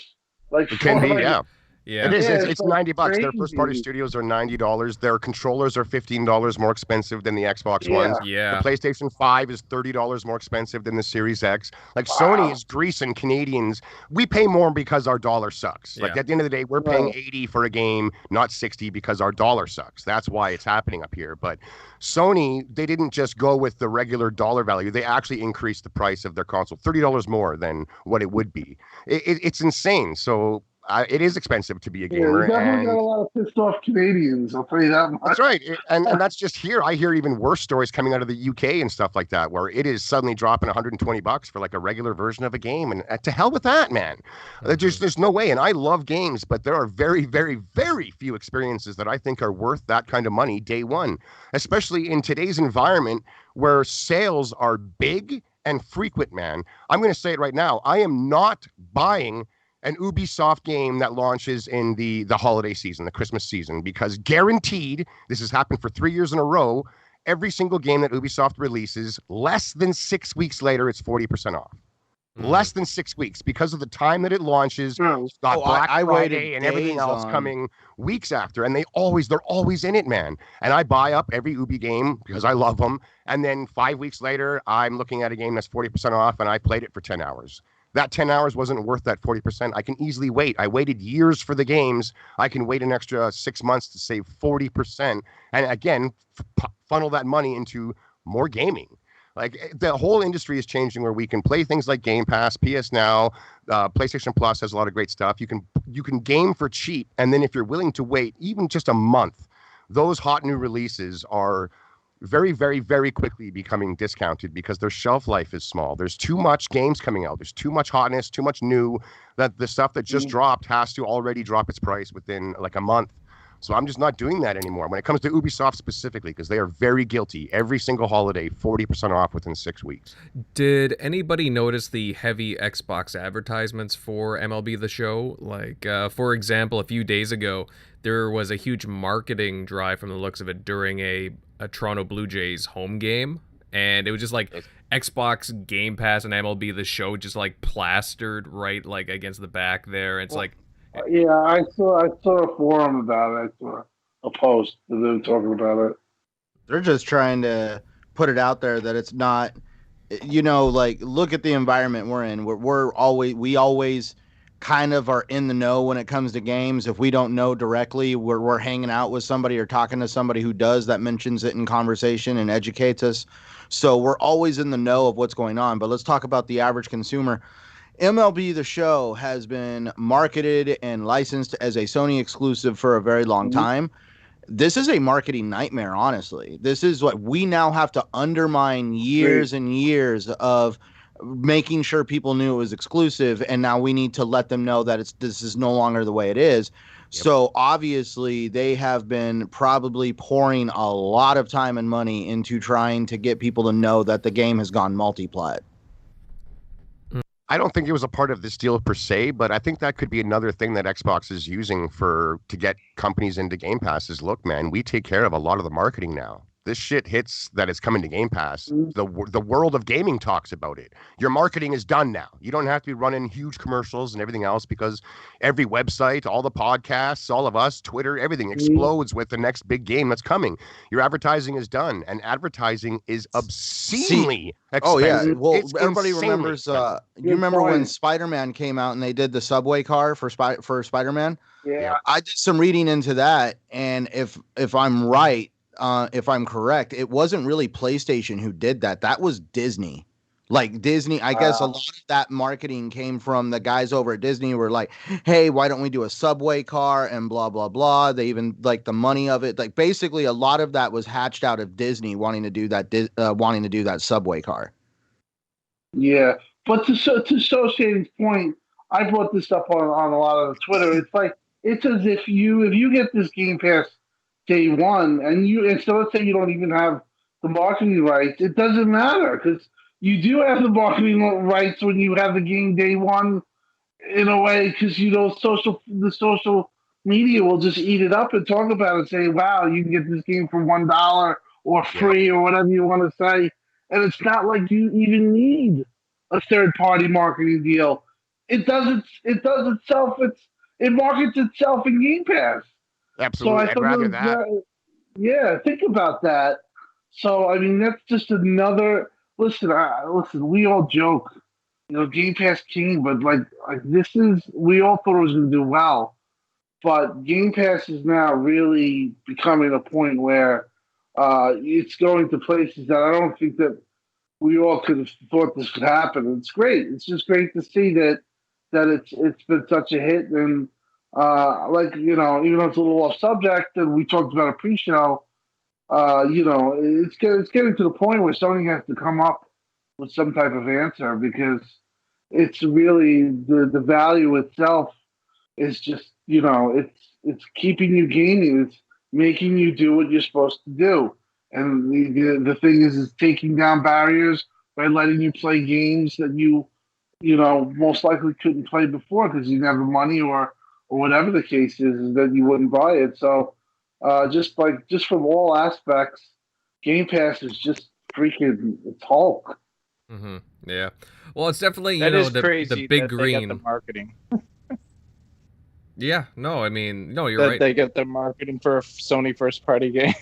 It was weird. I wonder what Sony's mentality is on that. Like, one, they're marketing their game. The better the game does, the more money Sony makes. But on the other hand, they're marketing it, of course, on Xbox platform. Come play it over here in Game Pass, not buy it for $60 on PlayStation. So I wonder what Sony is actually thinking on this. On one hand, it's kind of good. On the other hand, it's kind of throwing a big wrench into their plans. It's like when you're playing fantasy.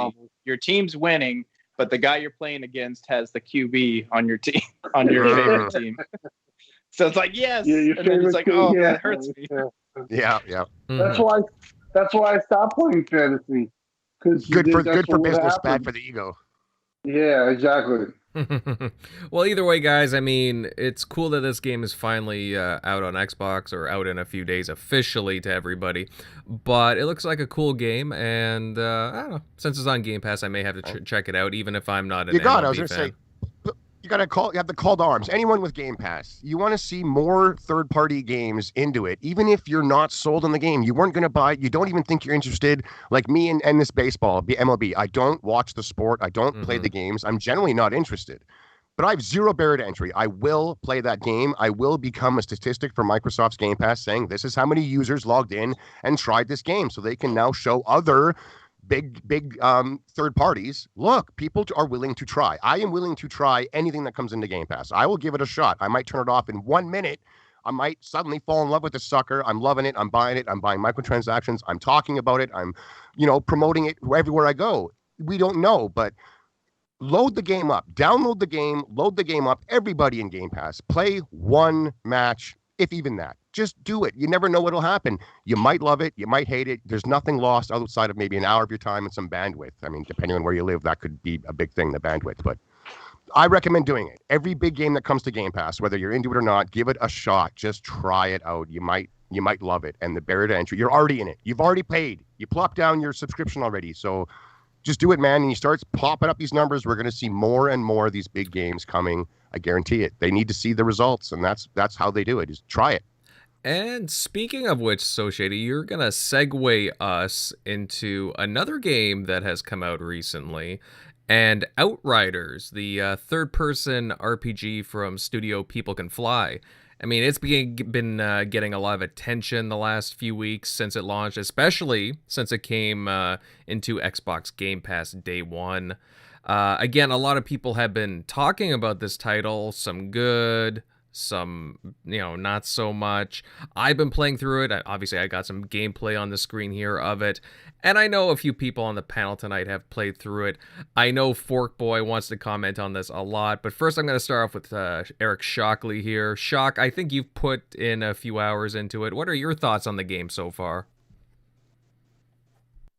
Yeah, it's definitely been a blast. I have cooled off on it just a little bit.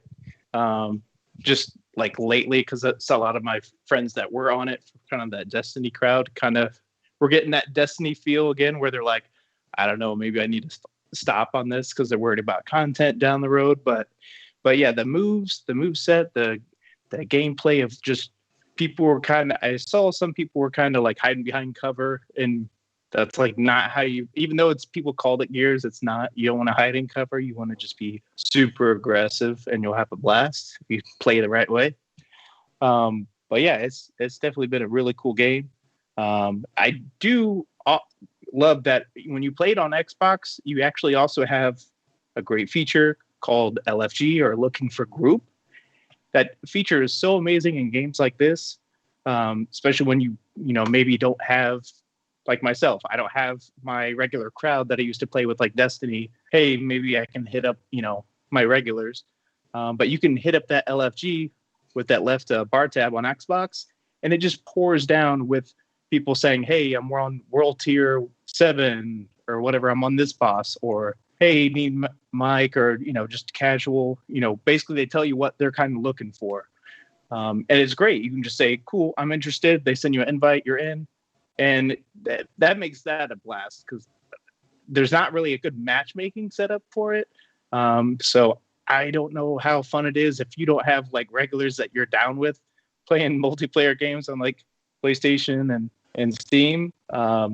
That's got to be rough trying to go to third-party sites to try to like do Looking for Group. But yeah, it's definitely been a blast so far. And if you look in the future also with just stringing this with Game Pass, I'm thinking that Game Pass, their subscriber base is just going to like skyrocket here soon. If you just think of all they're going to be able to put in, not obviously every month, every third party game that drops, but just like all they need to do is sprinkle in a few in between the Bethesda games, their regular first party games throughout the year. Game Pass is going to have like big hitters like consistently all throughout the year, continuously. Like, that's definitely got me just thinking for the future of Game Pass is going to be amazing. But yeah, I'd like to hear what everybody else thinks of the game so far. But it's been a blast, I'd say, on my end. I need to get back into it, especially some of the later gear looks pretty cool. So, yeah, Fork Boy, you want to jump in here with some of your thoughts? It's one of the better solo play. Oh yeah, that's right. It's multiplayer.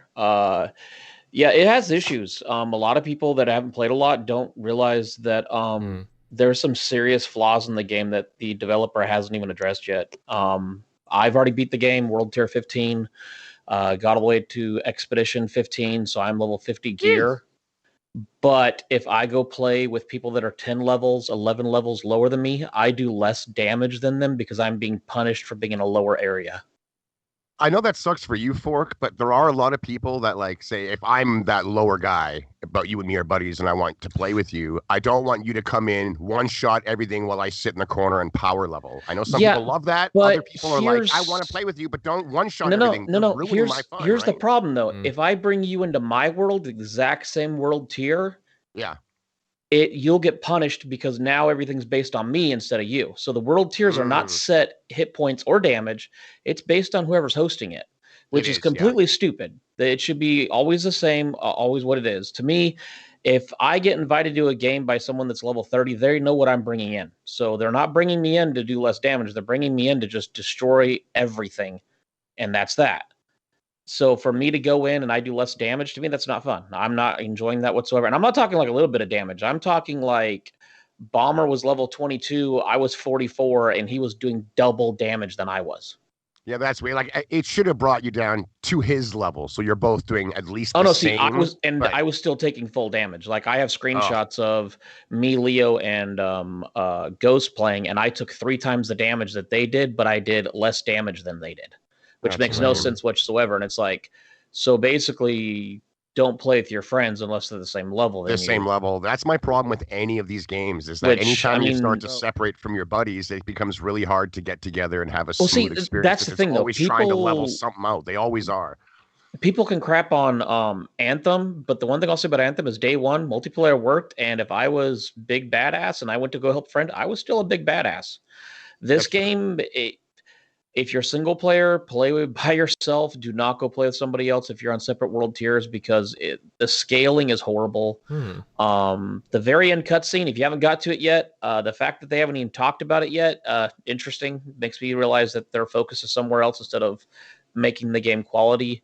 I mean, it's not a game of service. They've already said that there won't be an expansion. They've said they're thinking about it, but at the end of the day, with all the problems they're having, loot disappearing, people still not getting their loot back, and they finally got that kind of patched somewhat, but a lot of the other issues, I honestly don't think this game's going to be going that far, because like they said, this is what it is. There's nothing else. Well, a lot of people are going to be like, oh, this is what it is. They're just going to move on, especially for the fact that it's in Game Pass. Game Pass is a great thing, but it's also a bad thing.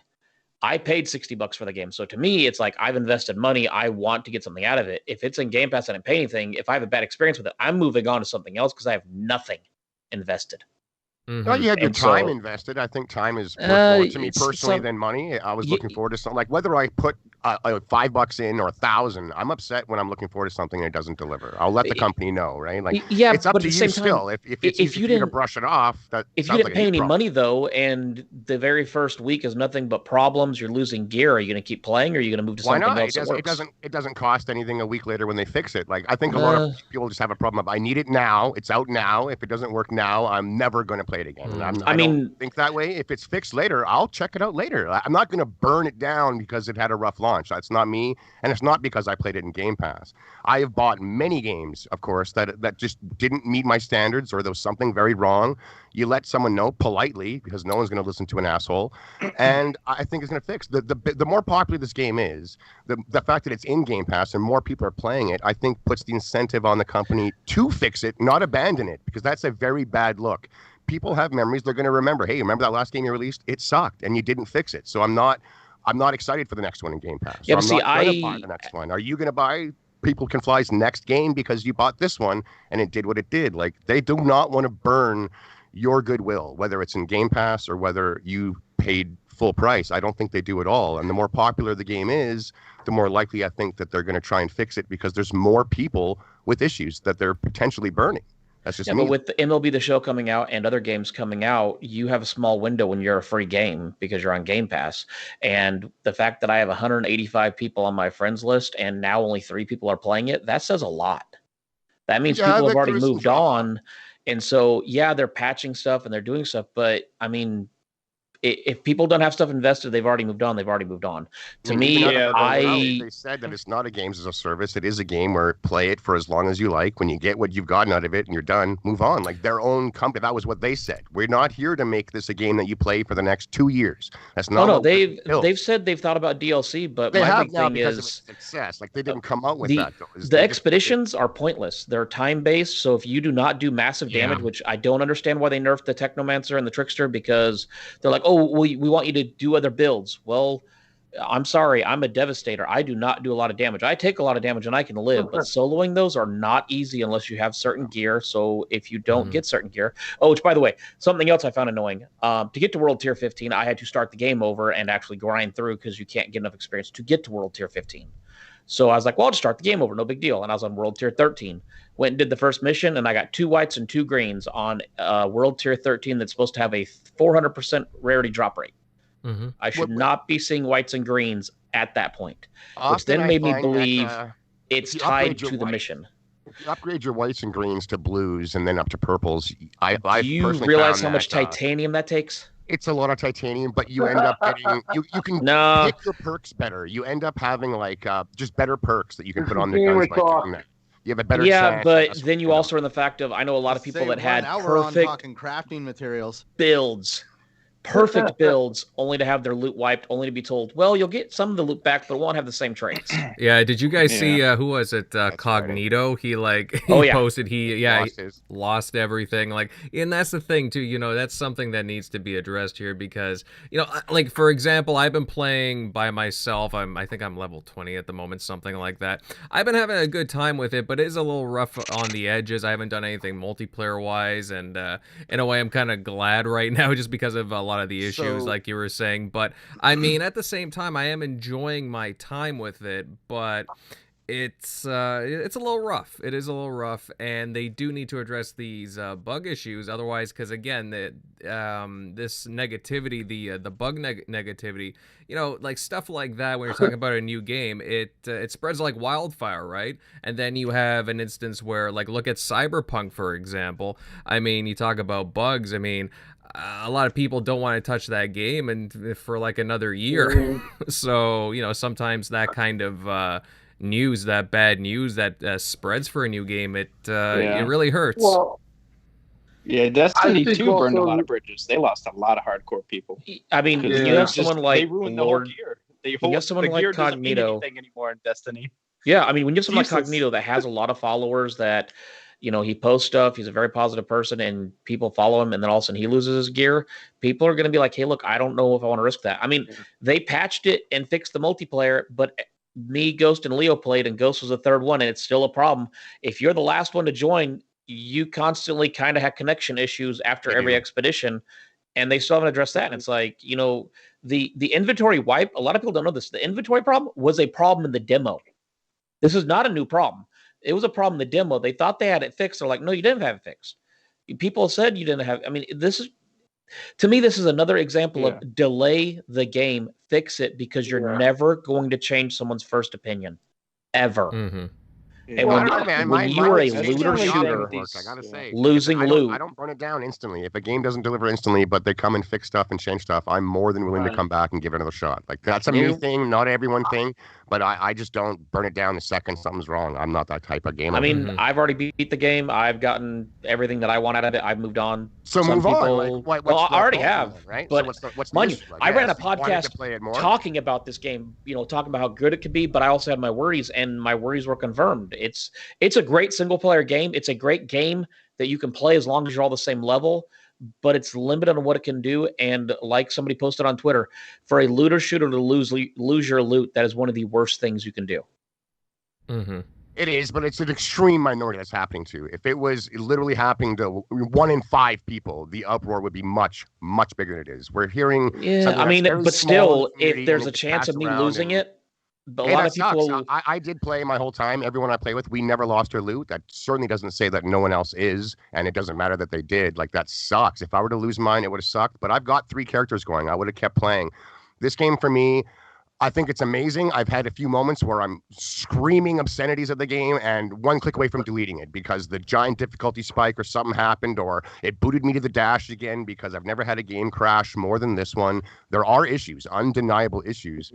But I'm like, personally, I'm a hardcore gamer. I love this game. Not that no one else is a hardcore gamer. I love this game. I enjoy it. So I'm willing to put up with the issues and the difficulties at the beginning, because later on, I'm sure that a lot of it will be addressed. Maybe not all of it, but it delivers more than it doesn't for me. I really do like it. I think it's a totally different experience when you play it by yourself than when you play it with friends, as a lot of games are. But this one's hugely different. Such a different experience. It's way smoother and more technically sound alone. The game just performs better alone. So- in multiplayer, there's more hitching and rubber banding, and I find it's a people great crash solo more. looter shooter. Mm-hmm. It is. It feels really good. And more than any other looter I've ever played, more than Destiny, more than Division, more than Anthem, this game's builds mean something. The equipment means something. The little perks that are on each one, they're legit. If you start getting too much damage, start perking up for your armor, and you can feel it instantly. Start perking towards bullet damage, you can feel it instantly. Start perking towards your power damage, you can see it instantly. I've never seen a game, like a looter game, where the entire story, the entire game, almost from the very first mission, as soon as you start getting loot, it means something. If you're spec'd wrong and you have a incorrect build for the character you're using, you will get destroyed. Like, this game isn't a walkthrough. Division did it No, I mean, pretty good. you up do. until now, But just wait till you get to expeditions and you get up to like expedition 9 or 10. And you're like, hey, I want to go back and grind some legendaries. And you go back to world tier 15 and find out a level, 42 shotgun does more damage than your legendary 50. Oh yeah, like I felt that now. Like I don't really like the world tier system in general. I wish it kind of just had a standard difficulty. There's times where it's cool, like it gets harder and it does make me sweat a little with each encounter. But there are times where the jumps are just way too big, or the exotic that I just got, and then all of a sudden my world tier goes up after one mission, and that exotic is shit now. Like, it just does crap damage. So for my first like 15 to 20 hours of gameplay, the world tier was my biggest issue. I was like, this is insane. But I thought the world tier had to go with you if you wanted to get better loot. It had to, but it kind of just increases your better chances of loot, and you can get higher level, like, overall. But you can get higher level. It's just the leveling up is fun game.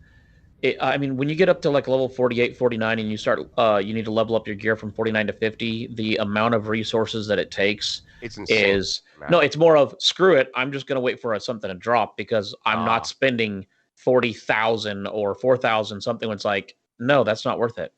Yeah, and it's the like, grind does feel long for the big end game, and like you said, it's all time based. So there's no room for a support build or slower build. If so you don't, something else there. So if anybody plays Devastator, I'm just letting you know now. Shock had talked about, and I hope I said your name right, sorry. Shockley had talked about that he liked the fact that, if you're looking for a group, you can hit it and you can join people. If you're a Devastator and you do that, you will be kicked from the group because you don't do enough damage. That is something on the forums that people are complaining about, because Devastators get kicked instantly, because it's like, oh, well, you don't do enough damage, we don't want you. And it's like, but I'm the one that takes the damage. Well, yeah, but there's no way to aggro, so the whole fact that you take damage is useless. The entire game's diversity in builds kind of gets killed.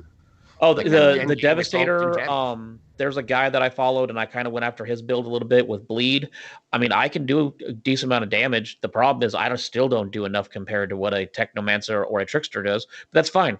They have more armor. They have less armor. There's other things, but at the end of the day, it's like it doesn't make me feel like the tank that they talked about you being, because it's like, yeah, I can take damage, but a blast as Devastator in the first, like, up to World Tier 7. I've had a blast with it, but yeah, this has me like Devastator. I enjoy. Play it yet. I enjoy it. It's fun, but you lack an aggro system. So to me, it's like, okay, I'm a tank, but I can't make things attack me in a group. They still attack everybody else, so that's great.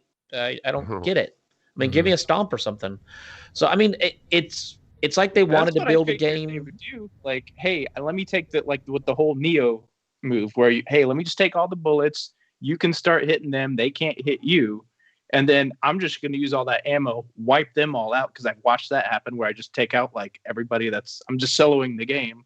I'm just wiping out whole, groups of people with their ammo. They nerfed that ability too, because you can do that in demo, and now even at end game, that's almost completely useless. Like, Bleed is pretty much the only way you can build right now for end game, and you still don't do enough damage. So OP. They just made it so it takes longer to come back. But if you're not using the power rounds, I don't know what you're doing, because those things just rip. Like, I'm doing 3 times a damage as soon as I turn them on. I need shotgun, and I'm just using a shotgun the whole time, because it freezes the bosses with one shot, and then I start attacking the other guy, he unfreezes. So, but that's what I've been doing. But. And the game has a great moment to moment. Like, I think it controls well, it looks well. The powers are pretty fantastical. Nothing like seeing a guy get skeletoned and explode in front of you and stuff. Like, there's some really cool visuals in the game. It can be difficult. You can always turn it down to make it a bit easier, but like, it's got a really engaging moment-to-moment loop. I think the builds are legit, which is nice, and I found to be different from a lot of the other games, except for the end game. You start in the end game and there's other looters. You do need to start focusing on it. But playing the story and the other ones, you could kind of wear whatever you wanted, just make sure it's that level, and it was fine. Whereas this is, you really need to start looking at what character you are, what skills you are using, where you put your skill points in your tree, which you can completely redo for free at all times, and I recommend people play with. Like, there's just a lot of variety in the game, at least before the end game. Once you get to that end game, you need to spec for damage as much as you can to beat it as fast as you can. Otherwise, there's no point. That sucks.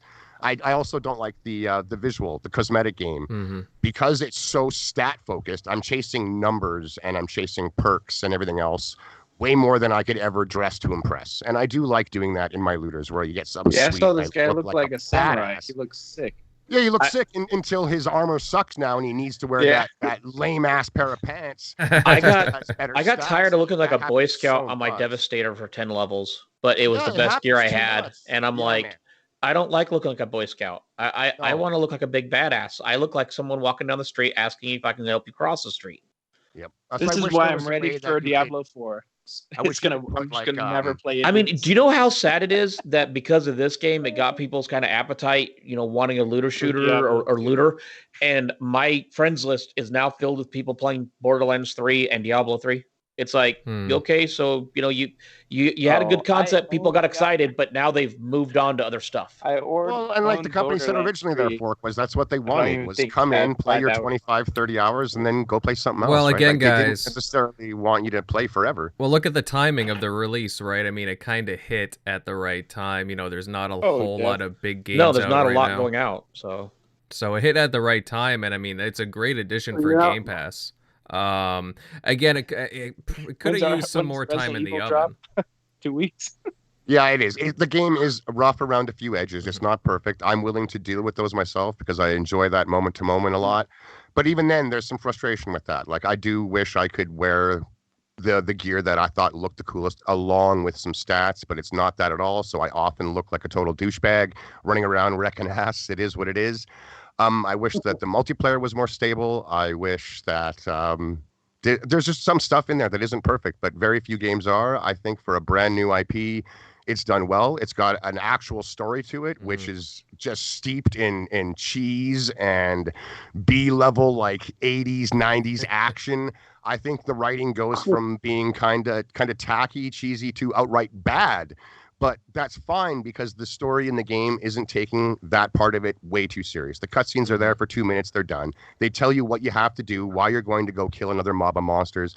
And that's what I'm looking for. When I'm playing a video game, I'm there to play the game, not necessarily watch extended 5-10 minute long cutscenes where it's taking itself dead serious. I like to laugh at my games. I grew up since like in the 80s playing them. So writing in games has been horrible for far longer than it's been good.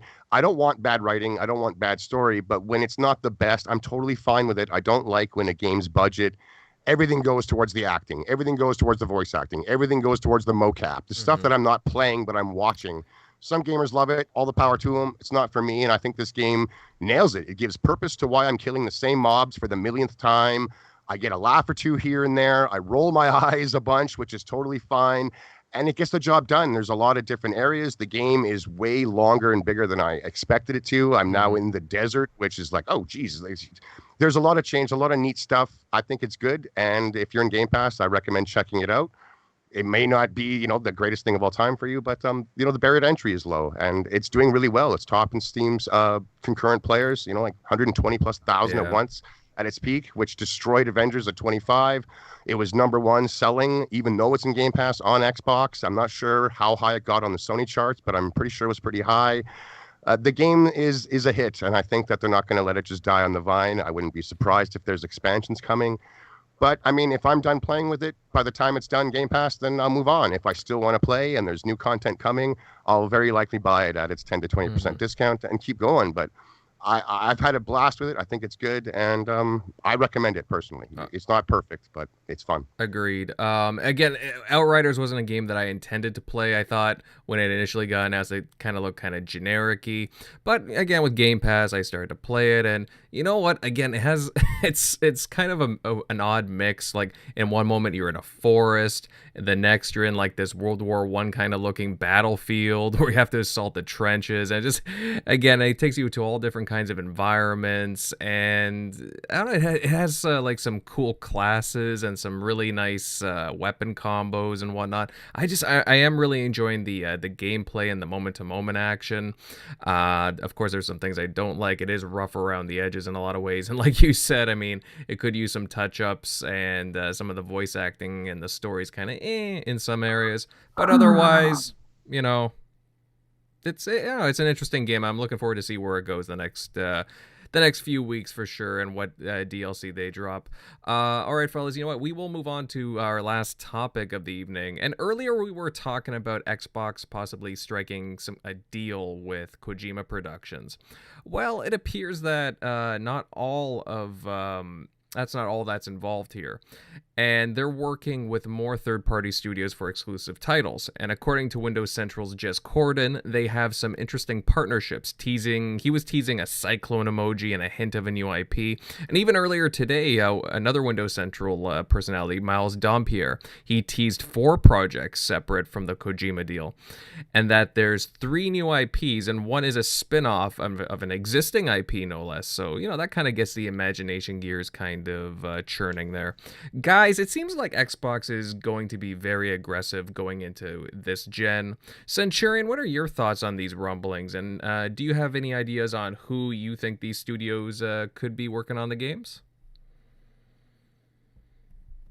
Man, I've been trying to really think about who Microsoft could be talking to, because, I mean, who has Microsoft not been talking to before the pandemic? Phil Spencer was all over the globe. I mean, every time you opened up Twitter or any kind of form of internet, you were seeing Phil Spencer somewhere. I really don't know what studios per se, outside of, like, everybody knows about the Kojima thing. We've heard a lot of rumblings about Konami. Dude, sky's the limit right now. Like, everybody says we're in the golden age of gaming. I have to be completely in agreement that we're in a golden age of gaming. But as a result of the pandemic, we have seen some really crazy growth in gaming, and it's almost made it unpredictable, because, I mean, who would have predicted that when everybody was told to go home, they were all going to grab a game console on the way? And all of a sudden, the gaming is exploding globally. Microsoft acquires Bethesda for $7.5 billion. I mean, like, all of a sudden, gaming has surpassed almost movies and television as a choice of entertainment. So, at this point, I really do not know off the top of my head who. I mean, you could throw names at the wall every single day, but I really wouldn't even know who to start with. I realize it's a loaded question, and it really, you know, intrigues, you know, who could it be, really? It's interesting that there's more and more like close to confirmations coming out from whether they be like insiders or just even journalists. Let's say, again, all these Windows Central guys confirming, yeah, they got some pretty big deals in place, and you'll be very surprised who they work for. A lot of people think they have something with Avalanche, for example, but I mean, the sky's the limit. You look at Jez's tease with a cyclone emoji, it's like, who could that be? Or is it really a cyclone? I know, I've been sitting there staring at that little emoji going, what the heck is this?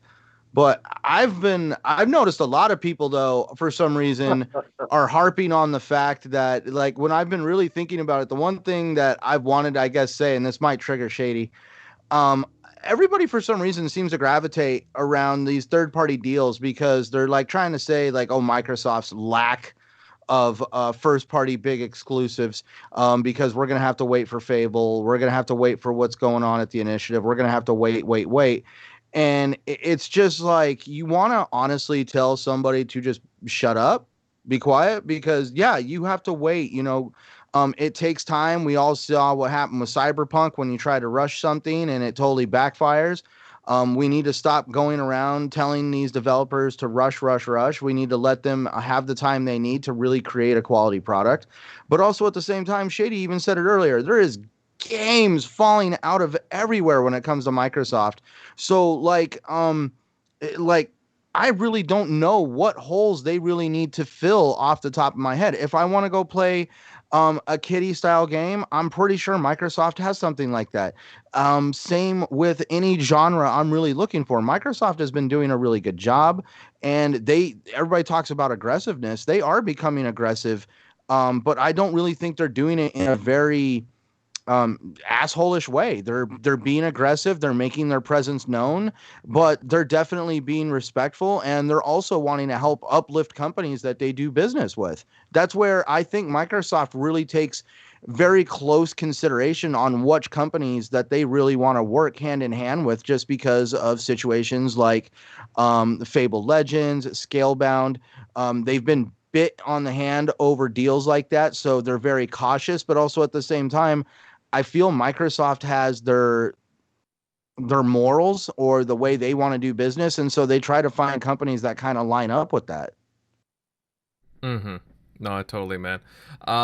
Yeah, well, you can't blame any of these publishers and companies for going out and trying to address, some holes in their launch lineup or whatever it may be, because again, sometimes you're just not now if we're talking launch lineup, yeah, but I feel Microsoft actually has a really lot to offer me when it comes to the diversity of the software that they provide. I don't feel like there's like a cookie cutter recipe that's handed out to developers on like, hey, just in case, we've been told this is a formula that works. Yeah, they're not Sony.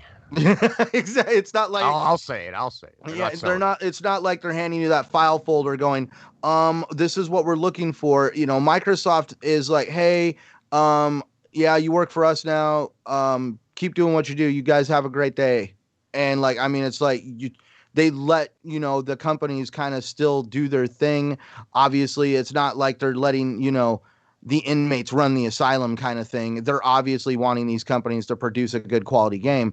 But that's where I like how Phil Spencer and a lot of these companies are starting to come to the idea of it's going to take time to make these games. We're willing to let you know these games are in the oven cooking, but at the same time, we don't know exactly when they're going to be ready, but we do promise they will deliver. Mm-hmm. You know what? I'll take a stab at the hint of what Jez is kind of teasing. What do you think, Vader? I think that it's not a cyclone at all, but it's meant to imitate it. I think it's actually like supposed to, I don't my studio guess is Iron Galaxy. They have a game because it kind of looks like a galaxy kind of spiral as well. And I don't know, they've been kind of quiet, to be honest. So yeah, what the hell has Iron Galaxy done since the last couple seasons of Killer Instinct? I can't. They did that game that flopped, Extinction. Oh, okay. Yeah, but I don't know what else they've been doing besides like being a porting studio. So, I mean that's and they've been kind of quiet. So and they're friendly with Microsoft, so I could see them possibly doing something. True. That's the type of studios that do these type of deals with Microsoft Publishing, right? Is I got an idea, I don't necessarily want to be bought, but I do need funding, and that's where Ori came from and stuff like that. So yeah, the guys that did Finding Duke did say they knew what Jez was talking about with that emoji, and he was saying it's supposed to be like a really, from what he's heard and or heard from it, he hadn't obviously seen it yet, but it is supposed to be something pretty unique that's going to be pretty, get everybody's attention. So I guess we're probably gonna have to wait for June for that. But like you said, we're probably gonna be excited. He didn't obviously want to, and him and Jez were both saying that, they don't want to ruin what it is, take that away because they know, but from what they've been told. But what's everyone's opinion on people doing that? Like you find out something that's coming and they know, like some of these are years out. They're not going to say it for years, but I know that something big is coming. It's awesome. It's big. It's wicked, but I'm not going to say it because I don't want to, like, what is everyone's opinion of when that happens? I'm not a huge fan on one. It kind of builds up a little bit of hype, but hype for what? No idea. No clues, no hints other than it's big. It's exciting, period.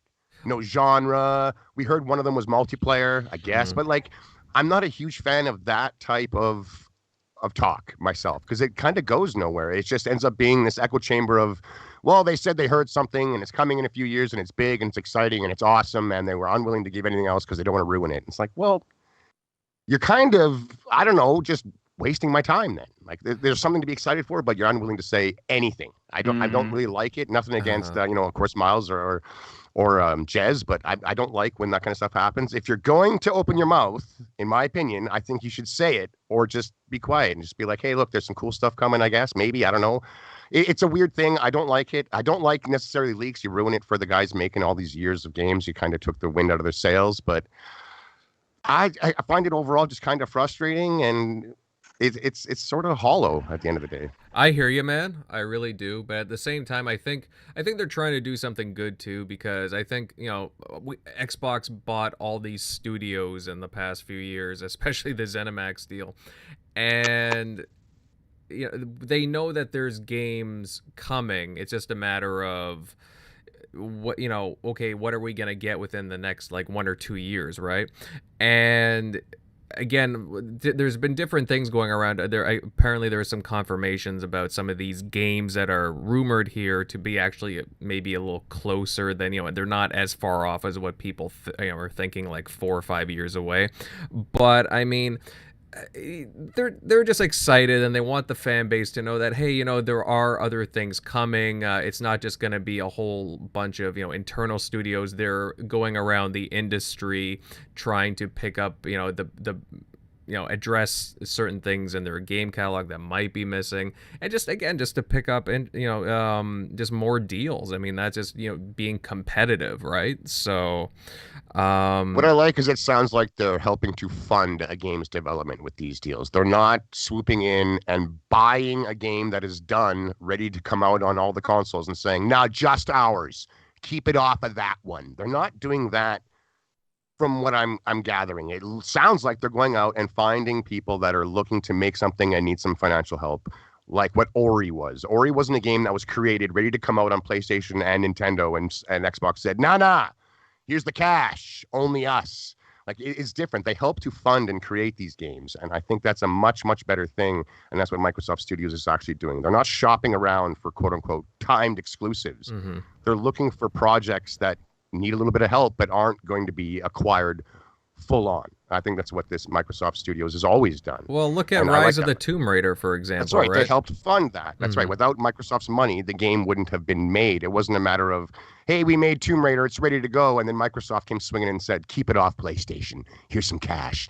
That's not the way that deal went down. It was, we're not making this game because we're unwilling to fund it ourselves. And Microsoft said, here's some cash. We get it exclusive because we're helping you make it. We're taking away some of that beginning risk that you guys were unwilling to do. And I think that's a better thing. It's better as a company to do. I'd rather Microsoft spent their money on Game Pass deals than timed exclusive deals like Sony does. If I'm a Sony user, or primarily, them going out and making sure that a game is only on that system does nothing for me. I'm going to get it anyways. It was already coming. Deathloop was already going to be on PlayStation. It was already coming. They just paid money to keep it off Xbox. I think that's lame. Very lame. So of the Microsoft Studios, again, I could be wrong. It looks like they go out and they find projects that need funding and help to come to fruition, and that's what they do. Mm-hmm. So I'm excited for what these are. We're hearing where these projects are years off. They're obviously in development, and these deals are already made. So Microsoft's money likely is being used to help create whatever these experiences are going to be, without any hint as to what they are, other than one is a multiplayer. They're exciting and they're big. And I guess one of them is from a studio that no one saw coming or something. Right? It's all cool and it sounds neat and all, but I wish there was more details. And I do like how it sounds as if this is development money that's being shared and looked around, as opposed to we're just looking to buy something for a little while and we get it for time. I think that's even done. Xbox would rather have a third-party game show up in Game Pass and be somewhere else. Because when it works good and that game sells well on other platforms and on its own platform, it's just better in Game Pass. It makes Game Pass look better for them. So time stuff is no good, but I think Microsoft Studios doing what they're doing is fine. It's not the same thing as a timed deal. Mm-hmm. Yeah. See, for me, part of this is when you go back to 2013 and you look at some of the games that Xbox made. They've had games made by a third party that were exclusive. I think that what Jez is pushing here or is hinting at could be that type of case. Not only do you have, games that they're buying and making themselves in the Xbox Game Studios, I do believe Xbox is just really looking at it as a way to keep feeding the subscription model and having these no dead downtimes. So for me, from what I've heard, what I gather from what Jez has been saying or hinting, there's 3 games, and whether it's from publishing, Xbox Global Publishing, or it's being exclusive by third party. I think that's. I don't think this is require acquisitions. That's more the long lines that's what it's going to be, and they might be doing some maybe older IPs for Xbox or something, reviving something like that. But just basically, the way I look at it is you're adding 3 more new AAAs that are going to be in the pipeline. And in the end, I think Xbox is just looking to really have no gaps, just really have it where the just the overall value of Game Pass is accepted and synonymous with Xbox, and having Xbox as a console, really having Game Pass, and just be able to play all these games all the time on all these devices all over is the new motto. And I think they're going to nail it. And I think that there's going to be a shit ton of games that are going to be in the pipeline. Maybe not everyone hits, but you're going to get some hits, and you're going to get ebbs and flows of all these games that are coming. But one thing's for sure, they are playing absolute monster hand of content, and they're going to throw that all at you, the Game Pass user, all of us, the gamers. And I just, it's just great to see how, the evolution, how it first started out, and people on this panel, how we all kind of like the idea, and kind of how it just is evolving. And we're at the point right now where we're like, they can, our ideas are just so big because they're pulling off so much stuff and doing crazy things that we're like, well, like, what's next? But that's my take on the whole thing that was reported there, and I'm very excited.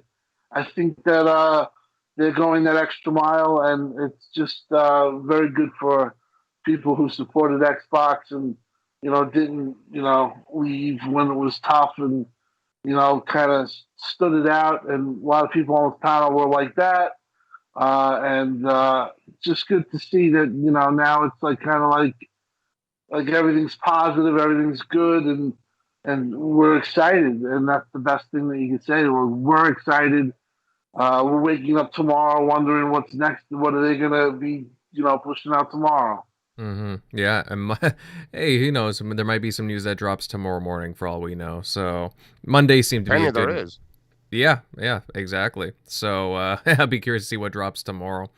But all right, guys, I think on that note, we're going to start to sunset tonight's show. And you know what? Hey, I got to say, what an episode it's been. Lots of talk regarding Xbox and Kojima, Square Enix, our thoughts on MLB The Show, Outriders, and more. And to everyone that joined in tonight to listen to us this evening, we really appreciate you guys being here. ATL, Justin, Infinite, Dreadpool, who else do we got here? There's been so many others that tuned into us. We really appreciate you guys. Other Zinc, K Mega, hey buddy, thanks for joining here. And honestly, guys, if you happen to enjoy tonight's show, then consider subscribing and hitting the like button. Honestly, I'm not a big fan of, repeating that kind of stuff, but the YouTube algorithm kind of favors it. So, it does help us out. So we really appreciate that. But with all that said, guys, let's get to some of these outros here, starting with our guests. And hey, Fork Boy, it was a blast having you on here, pal. We've definitely got to get you on again. Where can everybody follow you at? Thanks for having me. It was a blast being able to talk to you guys and being on here. You can find me at forkboy_gaming on Twitter, and find me Gaming Beyond the Box on Wednesdays at YouTube at 8 p.m. Eastern. Nice. And I guess Xbox. Yeah, I guess so. Yeah, man. Yeah, definitely check out Gaming Beyond the Box. Great crew there with Wilmy Hood and all them. Next up, Shady Buddy. Hey, loved your commentary tonight. Always a very lively discussion with you around. Where can everybody follow you at, bud? Hey, not a problem, man. And thanks again, Invader, for having me back. Like I said at the beginning of the show, I took damn near this whole year off of the community, man. I used to podcast weekly with a bunch of people. I used to be a part of some big shows. But I wanted time to myself, man, and not be a part of this when that was going on. It wasn't as fun for me then, but times have changed, man. We're kind of coming out, at least in some places, when it comes to that stuff. And just the gaming news in general is just so much more positive. There's more to talk about, less conjecture, I find. The consoles are here. I think they're incredible. And, man, I just can't wait to get back involved with whoever will have me, man. So yourself, I'd love to come back again as many times as often. Anyone else in the community, if you're looking for a guest, I'm totally open. Just send me a DM on Twitter. Speaking of which, that is so shady at the Sesh Empire. That is one word. That's me. I'm open to come on and talk some games, man. So if you want to see me in other shows, maybe send them a DM. Tell them I'm open. You'd like to see me there. But I'm back, baby. At least I hope to be. I've got my own computer. I've had one for a few months. There's someone in the community, let's call him just a huge So Shady fanboy, that he had to buy me the PC because he's just like, I need you to get some shit out. I need it now. Here it is. And I've just been sitting on it, man. To be honest, it intimidates me a little bit. I'm not the most tech savvy when it comes to getting all this editing and whatnot.